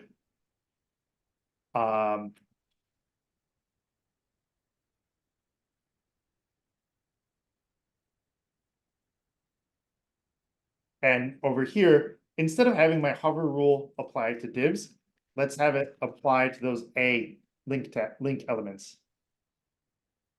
Now, when I hover over a link, its background turns blue. The text goes this crazy color. Right? So this is very useful. We can do lots of nice pseudo classes. And this is why they're also called like dynamic classes. If I've visited a link, maybe I want it to be red. And it's hard to see now, but it's red. And I think it's because I hovered over it to click on it.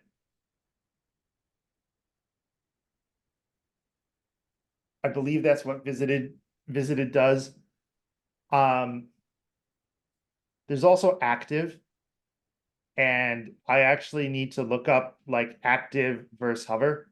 And there's just a bunch of these.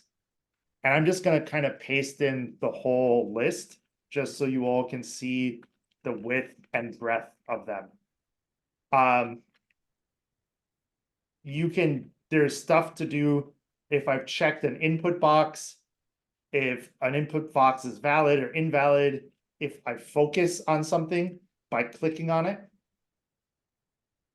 That's a good one. Like I think if we do div focus. I'm not sure if it works with that. And then the really interesting ones I think are for lists where you can add rules for like the first thing in a list versus the second thing in a list versus the third thing in a list. And let's maybe do like blue background color, red for the first child in a list. And let's add some list elements and see this in action. And I'm just gonna stick them all the way up here. It would help if we made the unordered list first.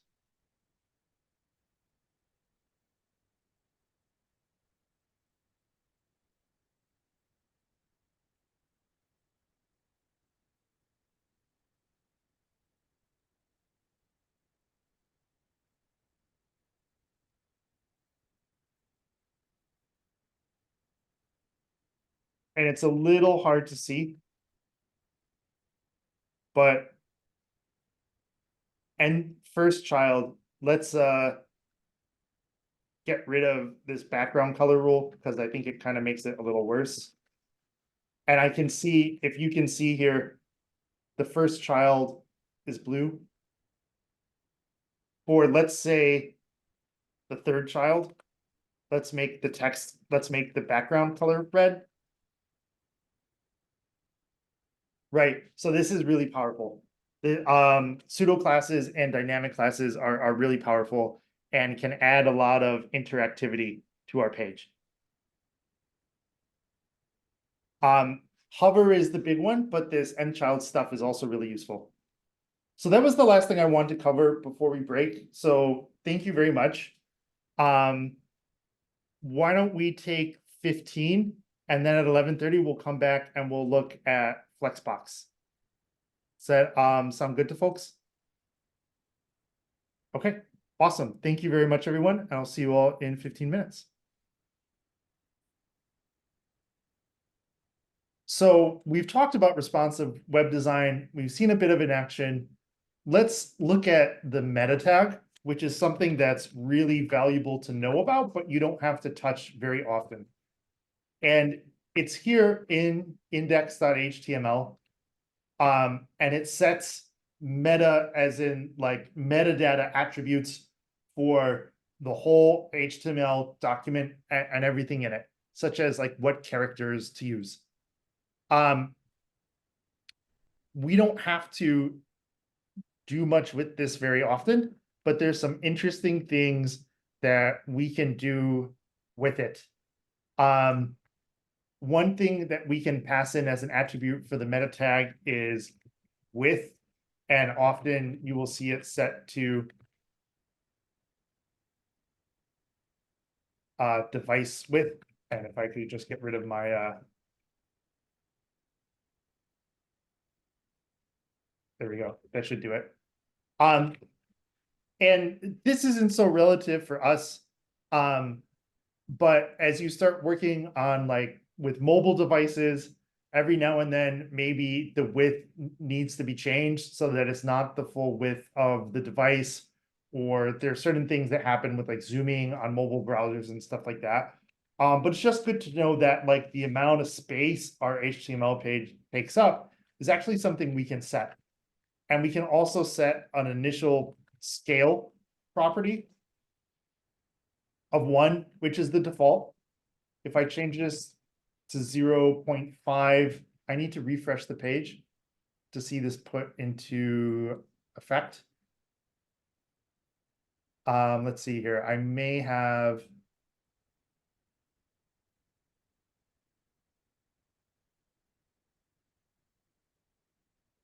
I apologize. I may be working off a typo here.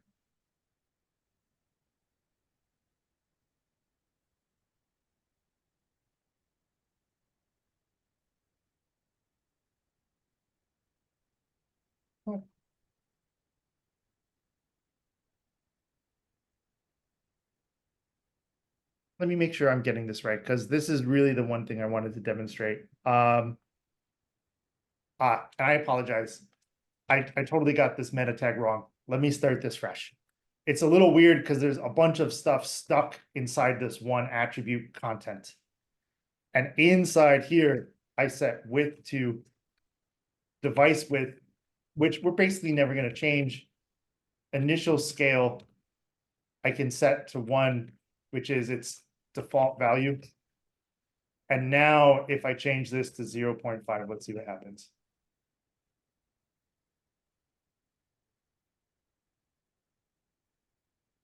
Or if I change this to 5, let's see what happens.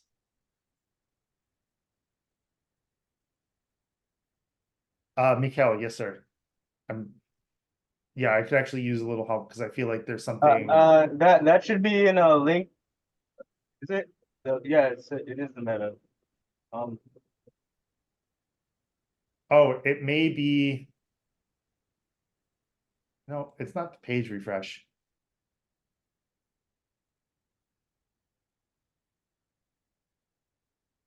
Brandon, yes, sir. You could try Command Shift R to force reload the caching on the browser end. Did that That's a not good work? call. Yeah, Okay. I'm trying that.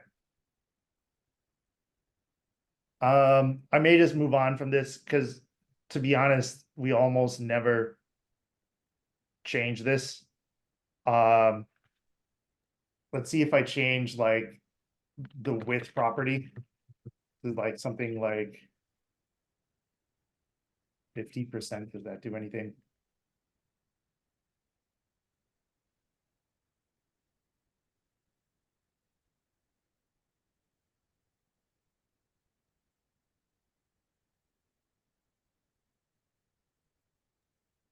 Oh, you already have a meta tag in line 6.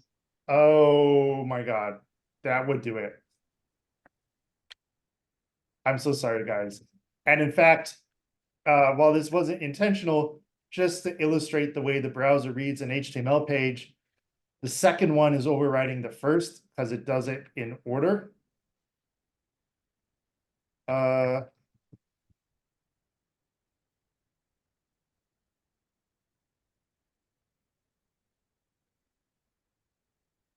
Yeah, I apologize, guys. I'm actually not sure why the playing with the meta tag isn't doing what I wanted, which was just literally to demonstrate if we change initial scale, it should change some of these other things.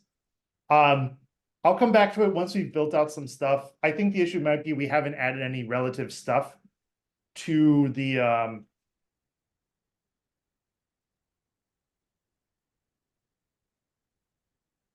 yeah, I'll come back to it later. I suspect the issue may be we need to add some like elements that have like relative values to change it. So let's go ahead and do that, and then we'll see if we can get this meta tag working later. And my apologies.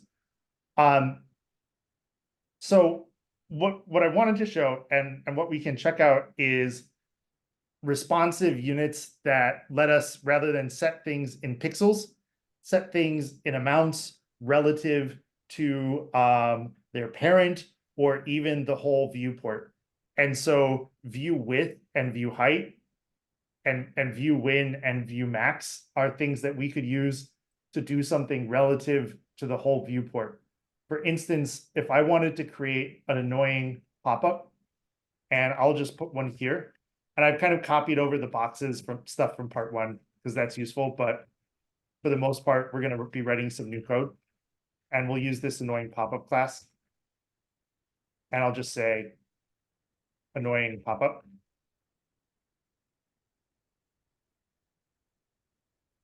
And let's put some stuff in here and see what happens. Let's give it a fixed position and a width of 80 vmin and a height of 80 vmax.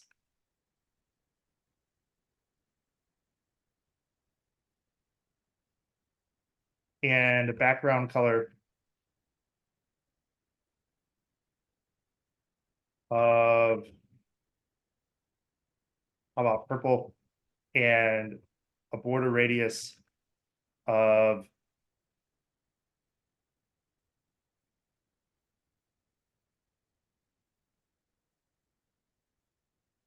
something like that.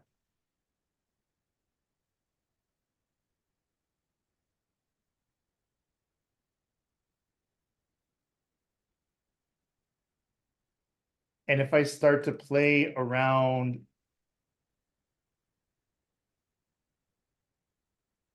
with vmin and vmax, Thank you. let's actually watch what happens as I move around the browser.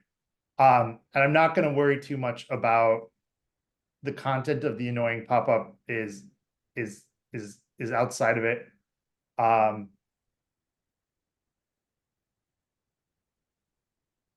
Probably just because of position fixed. The important piece is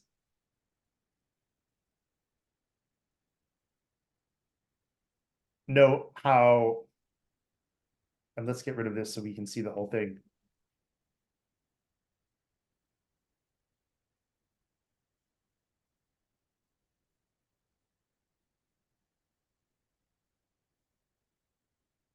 Let's maybe make this like 10 viewport min and max.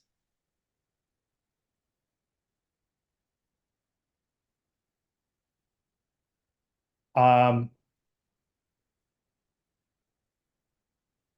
wonder if I have this inside something else doing something that it shouldn't. Because I was hoping to show vmin and vmax shrink and grow relative to the size of the whole viewport.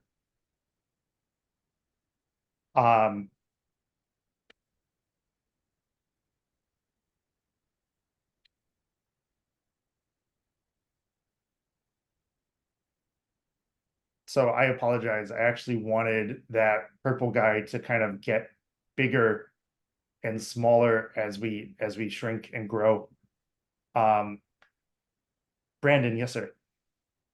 You could put the annoying pop-up as a percentage rather than a strict value, and I think that would do better for you. Because then it'll just take up a percentage of the space of the viewport. Yeah, I'm a little surprised this one isn't. I am gonna try it in just a moment. Well, you're setting the never mind. Oh, what's up? No, nothing, never mind.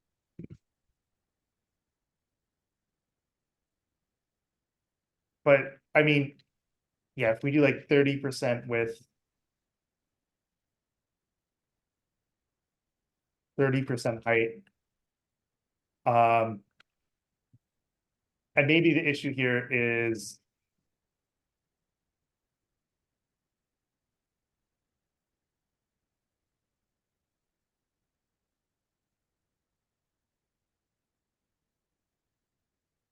yeah, I feel like there's something. Let's actually look at this in the inspector and just see what's going on real quick.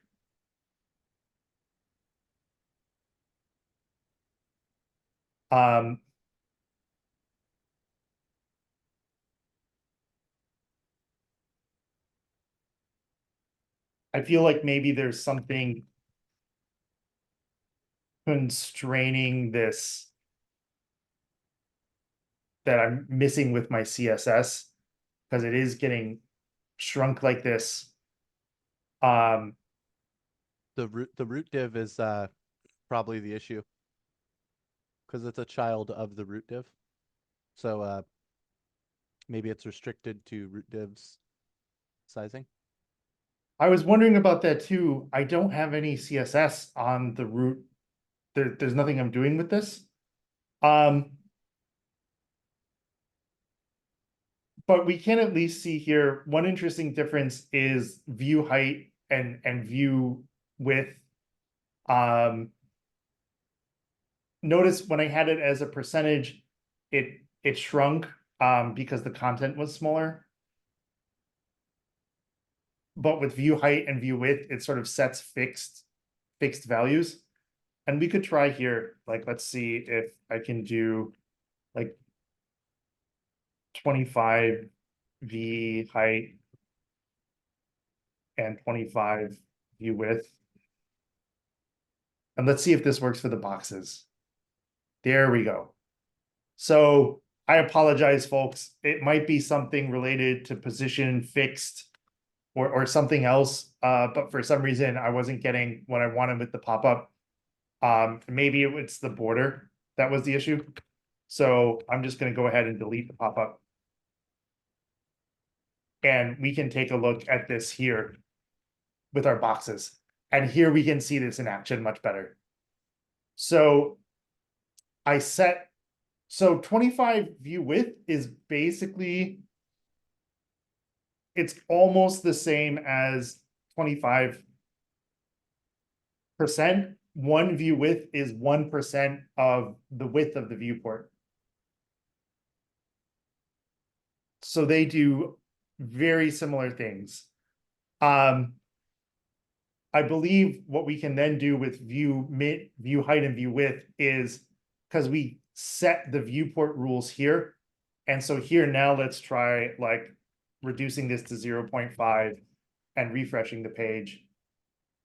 No, I'm still not seeing what I want, so that's okay. But view height and view width are relative to the size of the overall viewport, which is really useful. So this is 25% of the viewport height.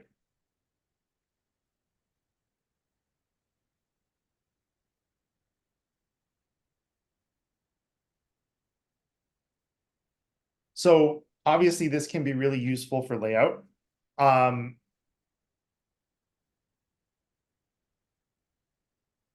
You can use it for, you might be able to use it for fonts and text, but there's something better that we have that we can use for fonts and text, and it's called M and Rem.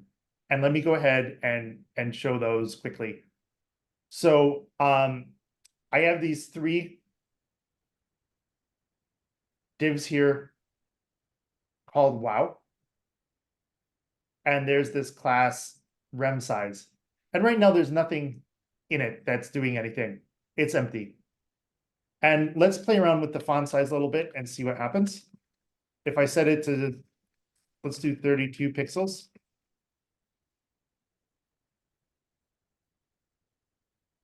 It gets bigger, right? No big surprise there.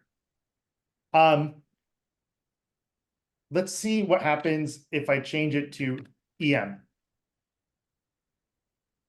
And let me make this like a EM, because EM gets massive. In fact, it's got an incredibly massive.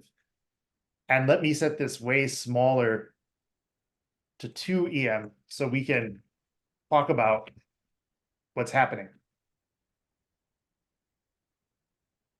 So EM sets a font size relative to its parent's font size.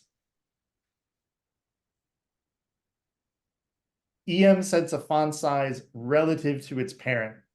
And if any of you have ever messed around with typography, or if you start looking at like, I like using the New York Times as an example because they have great design on their site.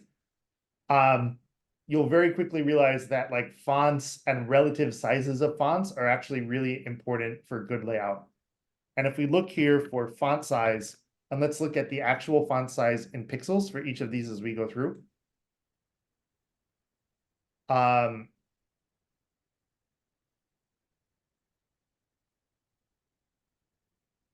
notice how it doubles. We start out with 32, probably because I've set 32 as the font size somewhere on this HTML document. And so this is looking for that parent font size. It's not here, but it's probably maybe in the part 1 HTML, or like here, let's set font size to, oh, let's say 16px and see if that changes anything.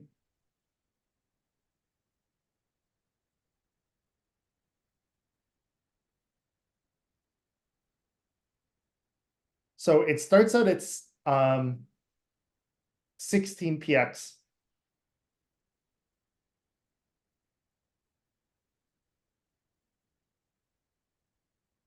Well, actually, let's change this to 1 EM and watch what happens. These are all the same. They're all 16 pixels, the size of the HTML document, the size of the parent. 2EM doubles it. But because this one's parent is doubled at 16, it gets doubled to 32, and then this one gets doubled to 64. Right? So EM is super powerful and super fun, but a little unwieldy. What we can use that's a bit more useful is REM, which is root relative. And to say that a bit better, REM is font size relative to the root font size for the whole HTML document. So if I change this to 32 pixels for the body, for everything, right now I'm at, it should be 64. Let me refresh here and see how we're doing.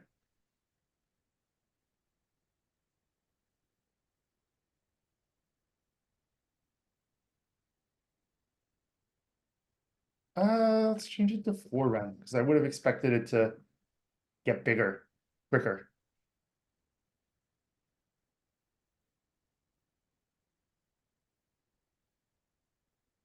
So I guess I have to check. I would have expected 1 rem to be 32 pixels, but it might also just be maybe I'm misreading a part of what's going on here. But this is relative to the font size for the whole document. And in fact, if we put the font size here,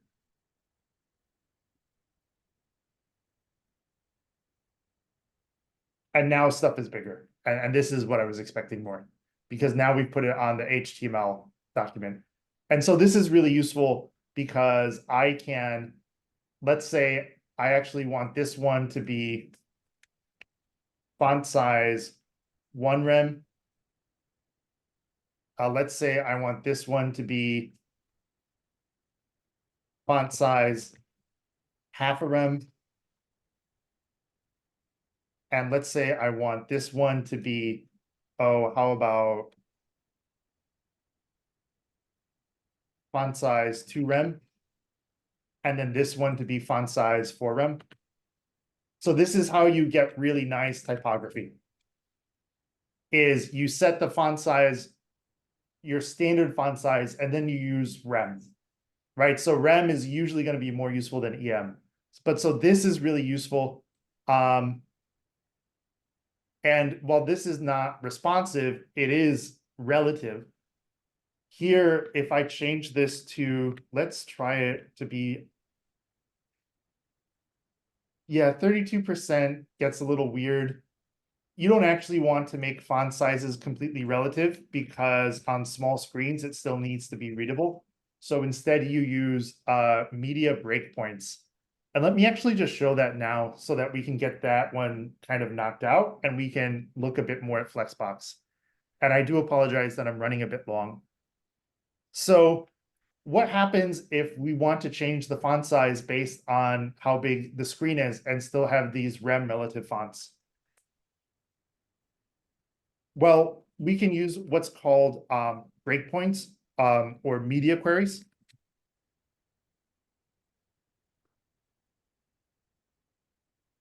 And let's make one, let's say for 400 pixels. Oh, let's do 800 pixels. And we're going to say that the font size is going to be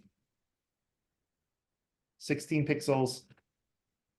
And then if we get to let's say 1200 pixels. Let's make the font size 32.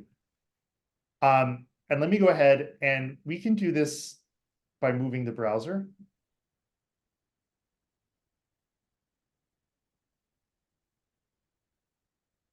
I may need to do a refresh to reload my HTML. There we go. I apologize.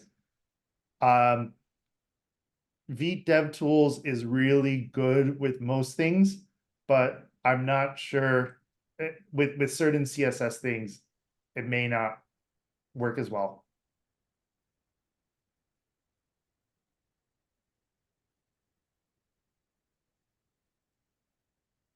And let's see here. I don't think I'm hitting my breakpoint. So let me add something a little more dramatic. And to make sure that this is working correctly. Because when we hit that 1200 pixel breakpoint, let's see if here it is. Yeah, I would have expected the font sizes to jump. Let's make like an even smaller one and make it really small and see if we can see it. And then I might just have to do a little bit of debugging.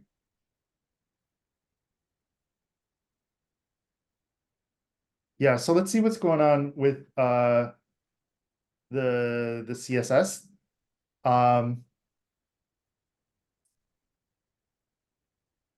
We've got these media queries set up.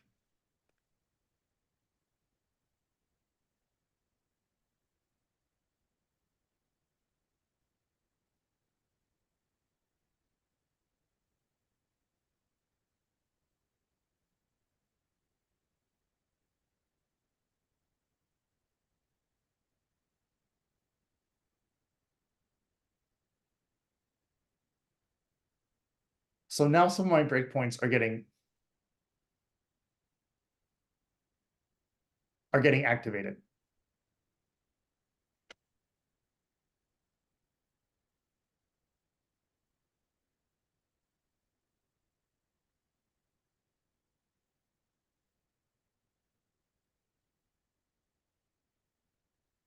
And I think I may just have gotten confused about the behavior of max width and min width.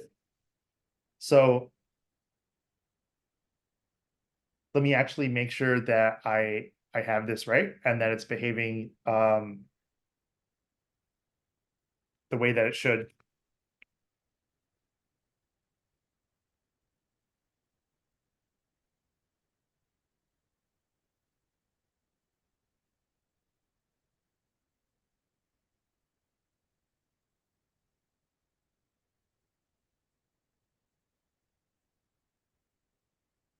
Yeah. So what should be happening is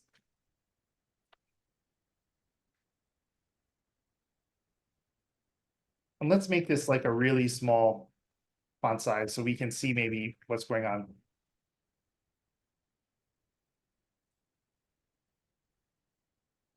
And let's take a quick look in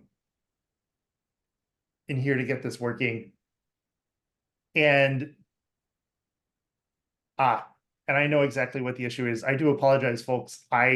Doing my page refreshes, I probably lost all of my rem stuff that I'd put in there. So let's fix this real quick.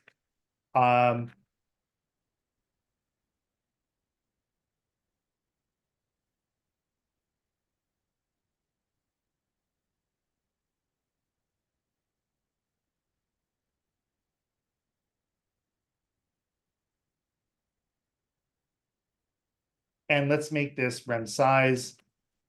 Let's make this rem 2. Let's make this rem 4. And we'll make this one. There we go. I'm so sorry about that.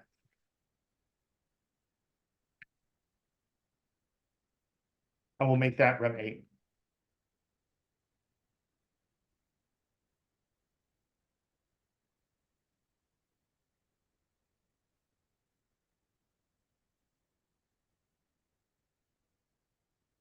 And let me fix this as well, so that this is correct for React.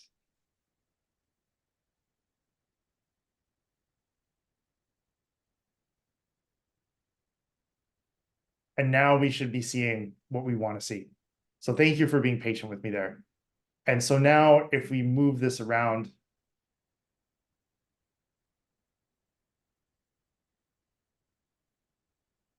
I should be hitting breakpoints, and it's a little hard to see, but you can see right there, the font size just jumped up. And so that's how we can use media queries to control font size. And the way it works is this rule gets applied until we hit 400 pixels. So this is the maximum width at which this rule gets applied. Same here as well. And then this is the maximum width to which this rule gets applied. And so what happens is, like, once we get outside of 400, then I believe it's going back to the default. So let's actually make this a bit bigger so we can see it in action.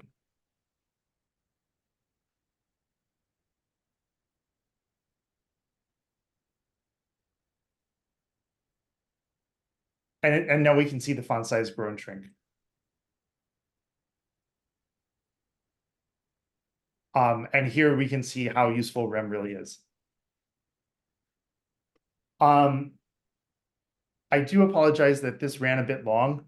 We still have to cover Flexbox, which is probably the coolest part and also pretty important. So let me go ahead and pause this, and let's take stock and just make our plan for the afternoon. So let's take a look at Flexbox. Flexbox is where all of this stuff really starts to come into its own, and is definitely one of the more like powerful additions to CSS over the last several years. There's also something called CSS Grid that is quite useful, but Flexbox is really where it's at. And to take a look at Flexbox, I think we're going to use some of these boxes. I'm going to leave the rems stuff there, but I think I'm just going to comment it all out. And I'll just give us a quick comment here so we know what this is.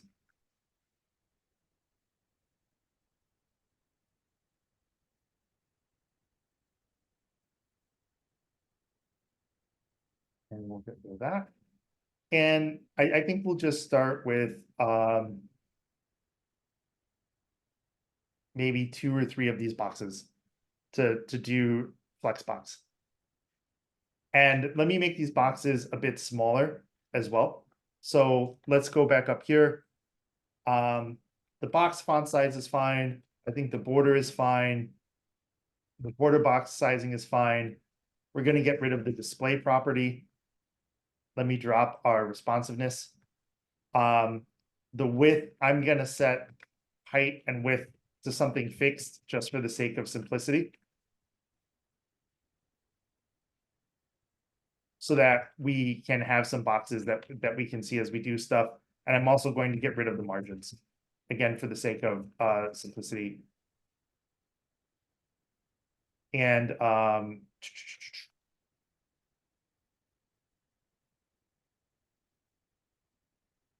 it looks like there's still some spacing happening between these boxes. So let me see what's causing that and get rid of it.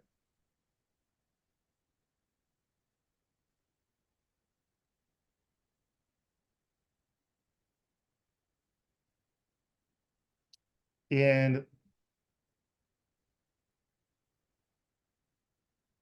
looks like the margin,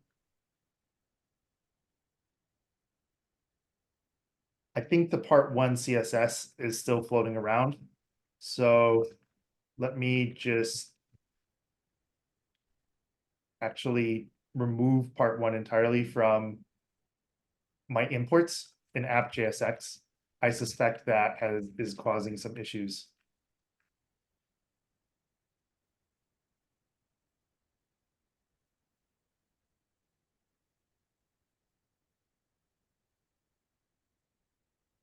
There we go. So I think what was happening is, even though I wasn't using that part one component,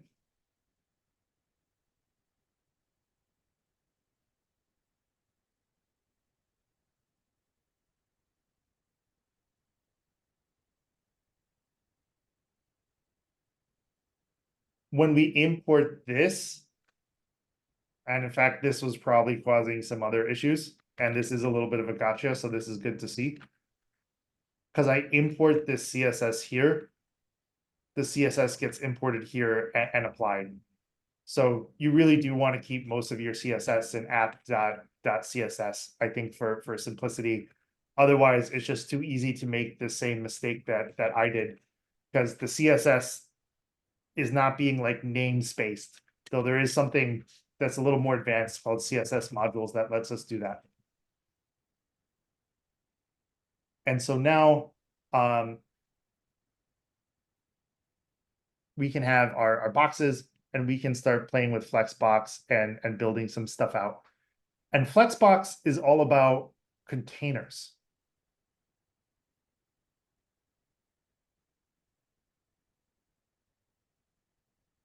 So I have these boxes, but I want to put them in containers. And for now, I'm just going to worry about having 4 boxes. So we can just focus on this. And I'm going to put these boxes inside a container div.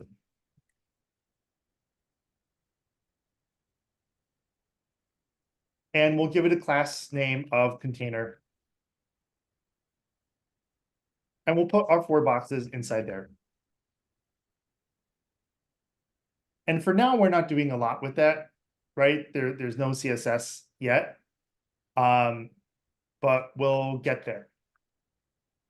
And let me give myself a little space so we don't have to look at that as we talk about this, and we can just focus on this stuff. And I am going to do a split because we are going to want to be able to see some of our CSS as we add things to it.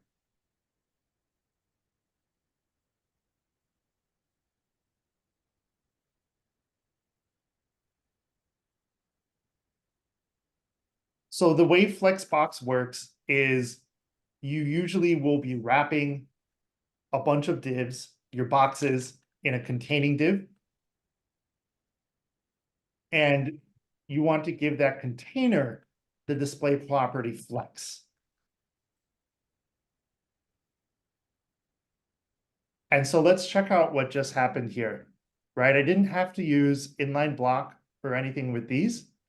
I just gave my container the display property flex. And if we look at the children and we look at the display property for the children, it's still block.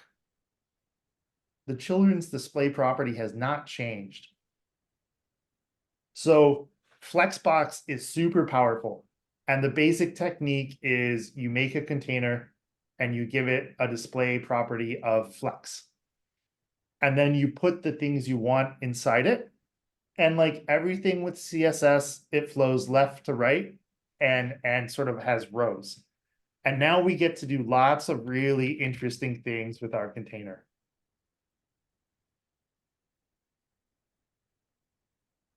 Justified content is the rule of how to organize and space the child elements relative to their parent element.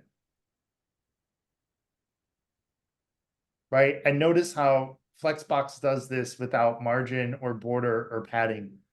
So this is really nice, right? This is really nice. And maybe I want to have 2 rows of stuff.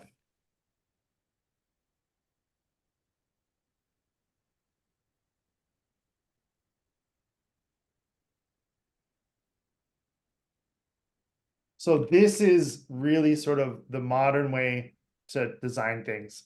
And it's called Flexbox because the spacing and the ordering is relative to the size of the viewport. Right? And so that justified content space evenly rule is responsive. There's a lot of other cool justified content settings, and let's explore them.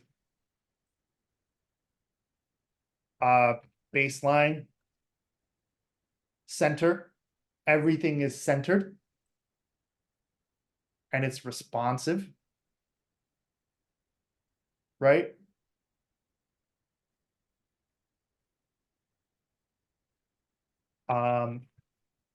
Actually, let's explore it by using this here because we can get some really nice autocomplete. There's end. We can put everything at the end. Flex end and flex start, which are a bit more relative, which we'll see in a minute. Left, normal, right. Right, so this starts to become really, really cool. And let's say maybe, and let's put this back at center. And let's say maybe I decide now it's time for me to do some layout. And I want a div that's going to be my, let's call it the nav bar.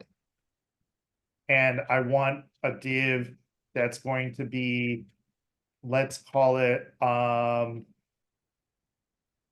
left sidebar.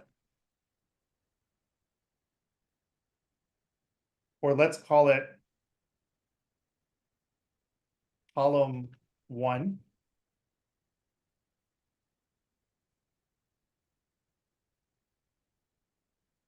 And we're going to add CSS to this in just a minute to see it in action.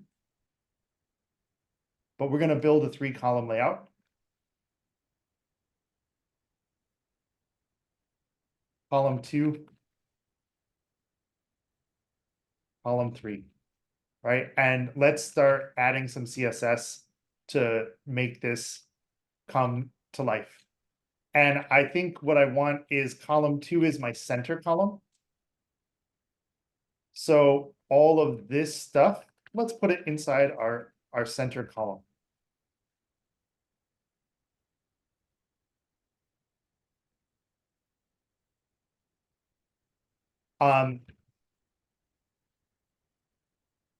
And let me change justified content to space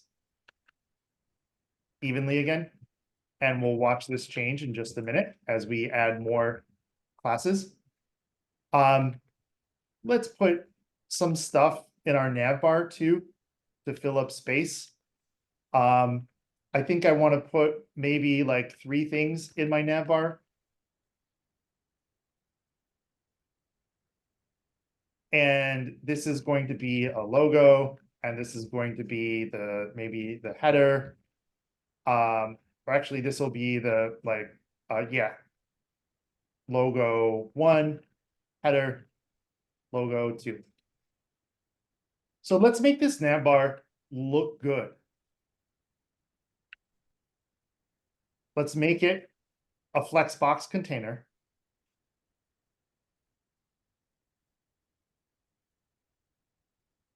Let's make the spacing be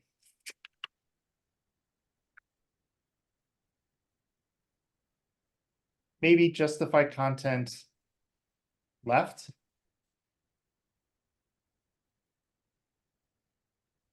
And actually maybe start is what we want here. And let me do a page refresh to make sure that I'm getting, yeah, I was a little surprised not to see stuff happening there. So we'll expand this out in a minute with more properties of Flexbox to fill the space, but this is a good start, at least for our header. Let me give this a background color. just so we can kind of see what we're working with here. So that's our nav bar, right? And we need to fill it out, but we'll get there in a second. Column 1 is on the left, and that's really going to be like our sidebar. So let's say that we have here an H2, and we'll call it sidebar menu. And we'll just make a little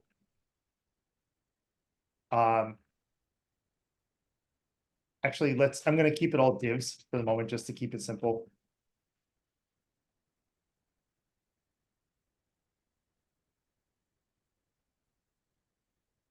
And we'll put a couple things in it. And let's make these boxes too, right? So that everything starts to look a bit more consistent, just for visual purposes.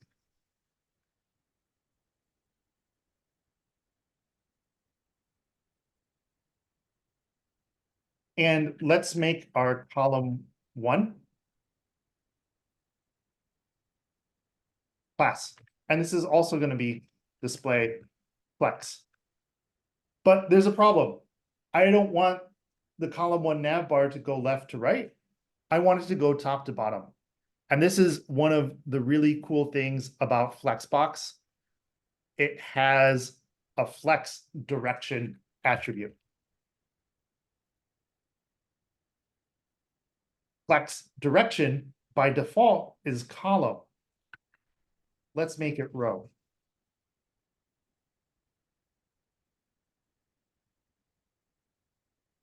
And it looks like something it does not like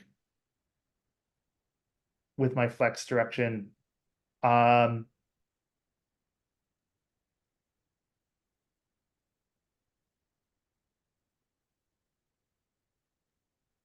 Part of the issue here, I may need to what are you add. trying to do? Oh, I wanted to have column 1 be like a sidebar, like a vertical column. But I think it's flex direction column. oh, I got totally confused is what I did. Thank you. There we go. Thank you so much. I just had it totally backwards. I was typing row, but thinking column. Yeah, thank you so much, man. And this gets us going, right? We're getting closer, but now I have a problem because this column is still pushing out everything else, right? I want column 1, column 2, column 3. I want them all to be columns. And in fact, let's make column 2 and column 3 right now.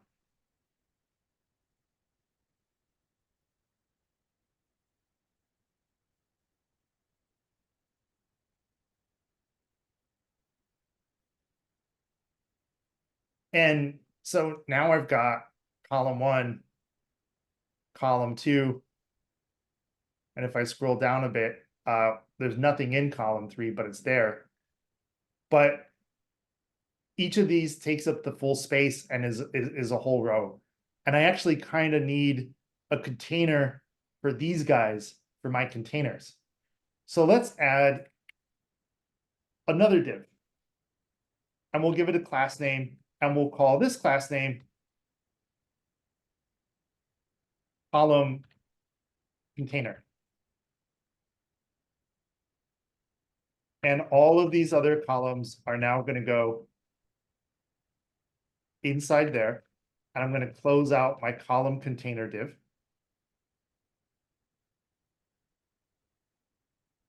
I'm going to do a little formatting to make sure that that works. Yep, and everything looks right. I've got column 1. I've got column 3. I've got column 1, column 2. Column 3 is still outside it, so let's stick it in.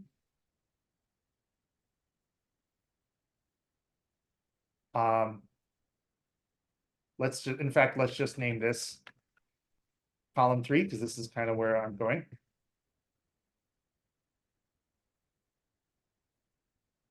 And so now I've got 3 columns.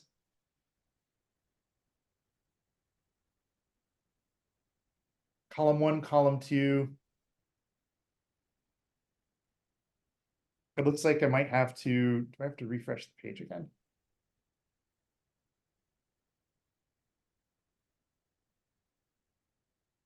I've got my nav bar, I've got my column container, column 1. I've got column 2.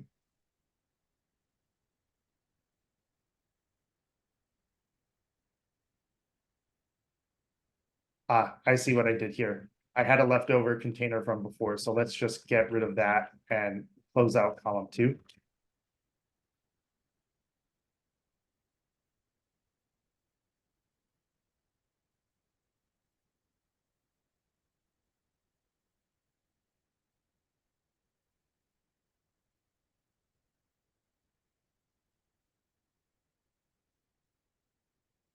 And I probably have an extra div there. And now things are lining up. And now if we look in here, I've got columns 1, 2, and 3 inside my column container, but they're still taking up the whole row. So let's make this column container class.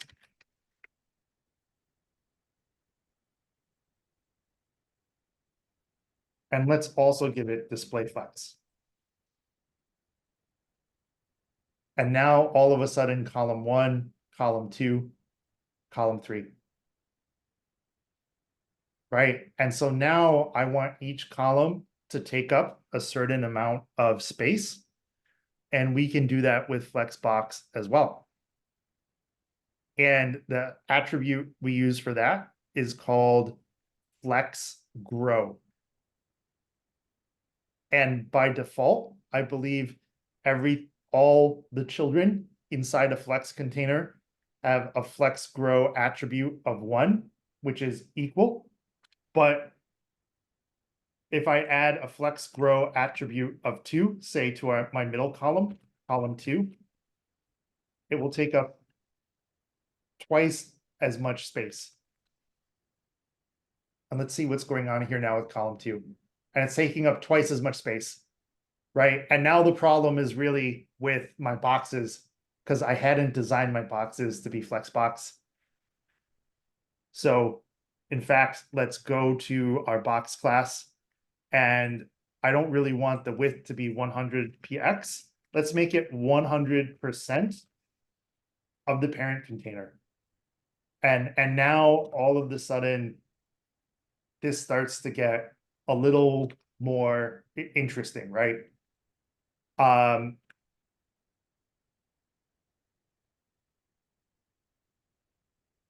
there's nothing here in column 3, so that's kind of why it's getting overridden. And I could probably add some changes to the columns to set a minimum width or to ensure that it doesn't get eaten up. But that might be a little out of scope. And also I have to check a little bit, to be honest, on how to do that. I'm actually not sure off the top of my head. I think we would want to do it with the container to set it to a certain amount of size. And probably, actually what we can probably do is, now that I've set flex grow 2 here, if we add flex grow 1 to column 1 and to column 3, that actually does what we want, because these properties are relative. 2 was kind of overpowering everything, but now I've set, hey, like, take the total amount of width, chunk it up into 4 bits, give 50% of it to the middle, 50% to the left, 50% to the right. And here we see the size of these boxes just pushes the sidebar out a bit. So there's more things we can do to refine this, but already we can see this is actually a really powerful layout tool. There's a lot more you can do with Flexbox. It is so much fun. And that is going to be one of the assignments for today. I think this is probably a good stopping point, because we did run a bit long. And we've seen the most critical things for Flexbox. And we've also seen the really important piece of how we can start creating containers and having flex containers inside other flex containers, both for columns and for rows.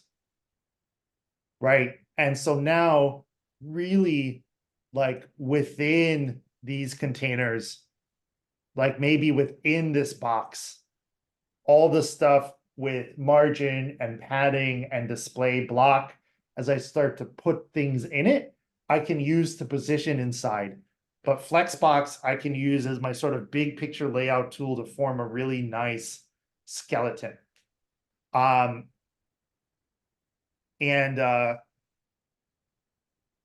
Let me just show you the kind of the classic article on Flexbox, which we have as required reading. This is literally, I think, what everyone reads to learn Flexbox, and it's incredibly good because it just talks through everything beautifully. It has incredible illustrations, and you can see all these incredible things that you can do with Flexbox. You can change the ordering of Flexbox items. So I could move something around. I can reverse the row order that stuff gets rendered just by one CSS change. We saw Flex grow. We can set rules about wrapping.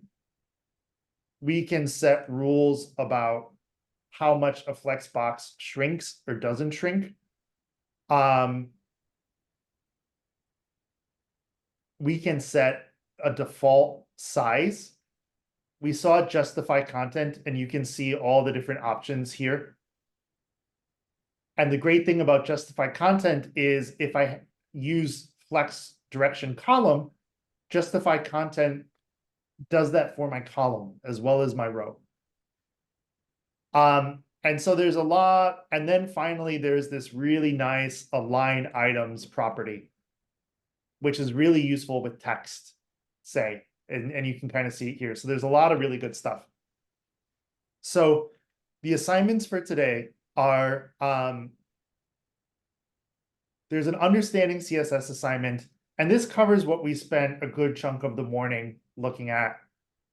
We want you to create some layout with some boxes and a container. We want you to use inline block and box sizing.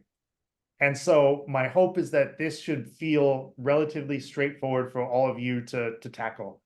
And if you want, you can do it in a React project like I did. I would recommend it that that's the way to do it. Just remember that instead of class, you need to use class name. I made that mistake a couple times. I don't recommend doing the part 1 and part 2 like I did.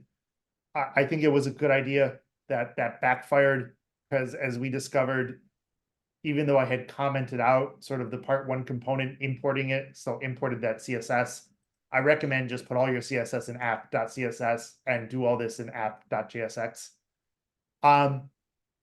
Play around with eliminating extra space and this just goes through everything we did in the morning. And this part is a really good part to do as well, to get used to the links and how to highlight links or have stuff happen when you hover over something or click on something to focus it. And then we get, I think, to the really fun stuff with Flexbox.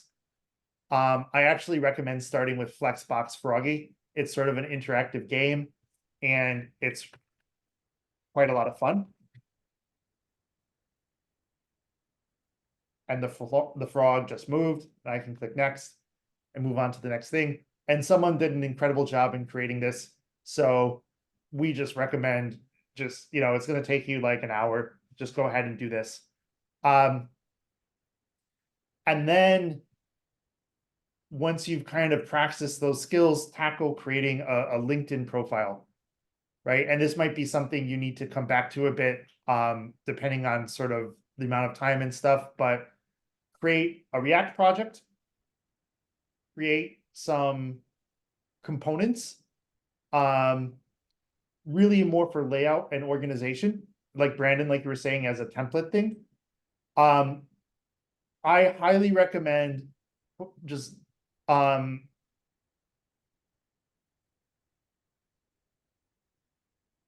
Yeah, you can import the CSS into your components.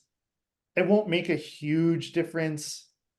It might be easier to just put everything in app.css.